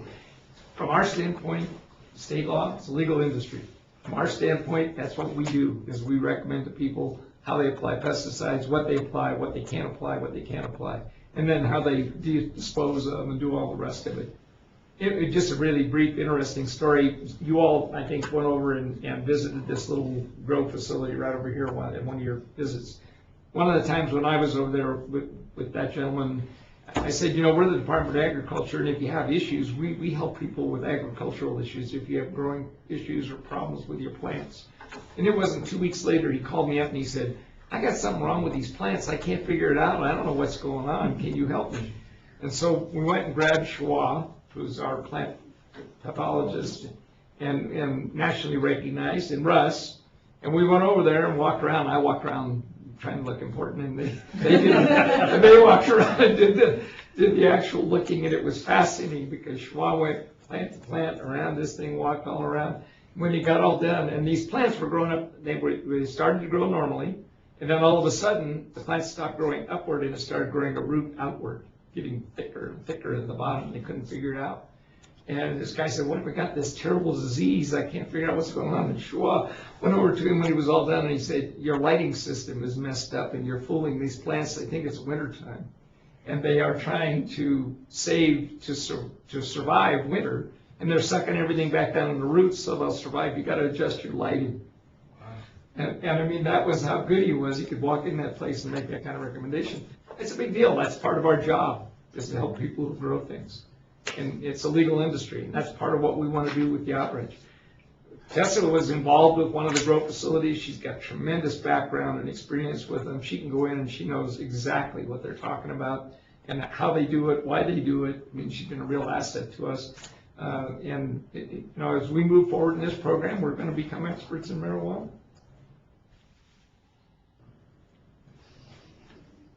All right. Can they ship it out of state to get it tested then? No. They cannot. No, has to stay in state. To be tested, but they could ship it out as a product. No. Or they said they could. Can't ship it across state lines. Oh, Canada said you could bring it back and forth between. No. An individual might be able to go to California, buy an ounce and bring it back and not get caught. Transportation. Yeah, I I thought was not on the interstate. job. Yeah. I thought interstate transport at any level was illegal. Yeah, interstate, It is. intrastate is legal, but interstate is not. Now, hemp is another thing. There's an argument about whether or not you can transport hemp across because of the existing law. Nobody's tested it in court that I'm aware of. Any other questions? So your book is there. It's got all of the detail of the recommendations, including what we've been recommended to do and what all the rest of the agencies, everything else. There's a summary of all of them. If you want the actual word-by-word detail, again, go to the Department of Taxation website. You can pull down the complete detail, every single recommendation. Some of them are pages long. It's quite interesting. We'll see where it goes. They're going to have to start writing regs now. The program, according to the IP, has to be in full operation by January 1 of 18. That means they've got 6 months to write the regs. So the next 6 months are going to be real interesting. How close are you to the reg, the proposal that we have on our, in our minutes, in the backup here? How do you mean rate? Well, you have a proposal. Oh, 4 million? Of all the definitions Yes. and everything in the back supporting documentations for our meeting agenda today. A proposed reg, they don't call it a reg, I don't think, they call it I'm not sure what you're. I've got it written down. The proposed recreational marijuana budget? Yeah, budget. yeah. Well, Or contract. I mean, we sent that budget out to, we gave that budget to taxation. Yeah. And they came back and asked some questions. The biggest question was how fast do you have to have the money? And what we said was the $500,000 machine that's in here, that we need right off the top soon, because our machines are already busy doing what they do, and to add the ability to test marijuana, we need a machine. There are some issues with cleaning and those kinds of things that we'd prefer not to fight if we could help it. So we told him we'd like the $500,000 machine, and we could take the rest of this money month by month as the money came in, rather than them trying to come up with a big chunk up front and the like. They seemed happy with that, but we don't know how the regs will go. I think I'll probably live in regulation hearings for the next 6 months. And the next, our current interagency contract with health dies July 1, and then we create a new interagency contract with taxation, picking up basically in their intermittent time and doing what we've been doing with health. And so that's in process right now to be underway for July 1. And is this machine gonna be satisfactory for you, for like a couple years, or, I mean, it's gonna be sufficient to handle what you need? We're gonna need a new one every year. We're hoping it goes 10, and we put into the budget reserves to be able to replace it at 10 and service it. We're gonna have lab envy. JJ's gonna want a $500,000 Yeah. Well, I'm gonna need. You can start generating that revenue. Right? That's the wrong dealer operator. Yeah. Okay. Thank you guys very much. That was very informative. A whole new world. It is that. Okay, we're gonna go ahead. I don't see any public here, but we'll open up for public comment just in case. And I'll utilize public comment to draw a notice and get an idea of where you guys stand on this. We recognize that we have a conflict with the Board of Ag meeting in December with the State's Cattlemen's Convention that's going to be in Elko. And so I wanted to ask your opinion, if we swap the meeting that we normally have in Elko in September, if we have that meeting in December in Elko, and in September we go to Vegas versus December, would there be any opposition to that? Or actually, I think maybe the end of August. Just don't plan a park. Nobody going to Vegas. So Vegas in December, is that? Well, that's what I need you guys to tell me, or we can stick to Vegas in December and we can modify the date back a week or something, or move forward a week. I think our date is December 7th, 6th, somewhere in there. For currently. I'd rather move the date. Move the date. December 6th is what I have on here. So that's, I believe, right in the middle of Cattlemen's Convention. So could we move the date forward a week?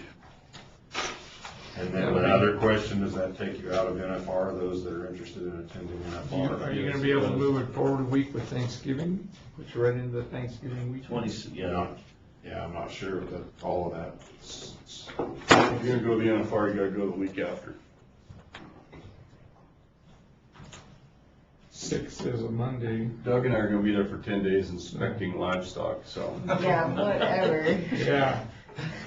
December 6th, no, it's a Wednesday. Wednesday. Right, if you backed it up, it'd be the 29th. And when does Cattlemen's, Mr. Spratling, when does Cattlemen's end? From 3rd. I think it goes until the 6th, from the 4th through the 6th, I think, is what I have down. I remember right. I think Thanksgiving's the 23rd, so if you could move it back. We could also then do a Board of Ag meeting the 8th, Friday. We have a lot more flexibility now that we have a nice Las Vegas boardroom. Me having Vegas on Friday? We could do it on Vegas on Friday, or we could do it the following Monday or Tuesday in Vegas, the 11th or the 12th. Those should be all right. 8 is fine. Okay, so make comments here. We'll go ahead and see if we can make a decision right now. So have some saying the 8th's okay, some saying the 11th, 12th are okay. What's your preference? They're all okay with us. Do we work for you? Any of those work? So on Monday or Friday. So it'd be finishing some of you would be finishing Cattlemen's on the Wednesday and then driving down Thursday for a meeting Friday, or driving down Monday for a meeting Tuesday the next week. I prefer Tuesday next week. Is that still within NFR? 9th is the finals, I think, final round. 9th is the final round, I believe so so. if you would miss NFR if it's the week after. I think it starts on the 7th and runs through the 16th, I Was believe. it the 7th through the 16th? I thought it ended on the 9th. Okay, I'm sorry. So you're covered either way. I would, for me, 11th. Monday, 11th, or Tuesday, 12th. Tuesday the 12th. I'm good with Tuesday. Okay. Is everyone okay with Tuesday the 12th? Yeah. That sounds okay. Okay, so let's go ahead and change the meeting then. And that'll be in Las Vegas? Correct.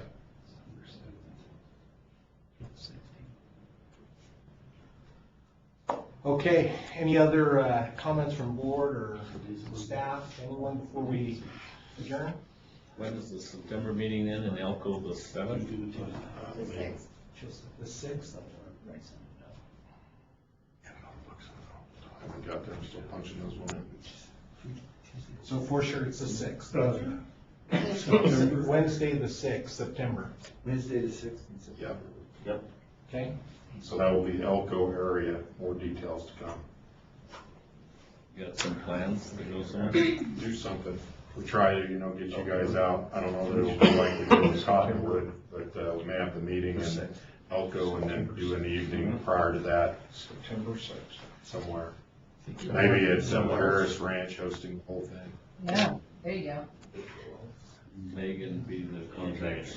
I'll host if you put it on. I stuck in the sticker weeds at Willow Creek when Chiney got married. I don't care to do it again. I was younger then. What's that? We'll have a weed whack. Yeah, There you go. yeah, we will. He's showing a canceled meeting for the Board of Ag in September. That was, That Jerry went through. That was she canceled Jerry's. all of hers, and I Reinvited. re-invited. Okay. That might have been Yeah, what happened. because I was thinking, I thought I did see some canceled. And I'll make sure that, after this meeting, I go and have everybody invited for the 6th. And then the change for the December. Perfect. Okay, So it's September 6th? Wednesday, September 6th, Elko. And December 12th, Las Vegas. 12. You gotta wear your sideburns and cape. Okay, we're gonna go ahead and adjourn. Thank you guys very much. Thank you, Dave. Thank you, Boyd. Thank you all. The meeting's over, but Jim didn't tell you that the funeral for Dean is the 24th, and it's, lunch starts at noon in the boathouse. Take your range line The whole thing starts at noon, and then they'll feed you right afterwards. It's here. do we need a motion? We do. Are we, Nope. What's the Wally Throw?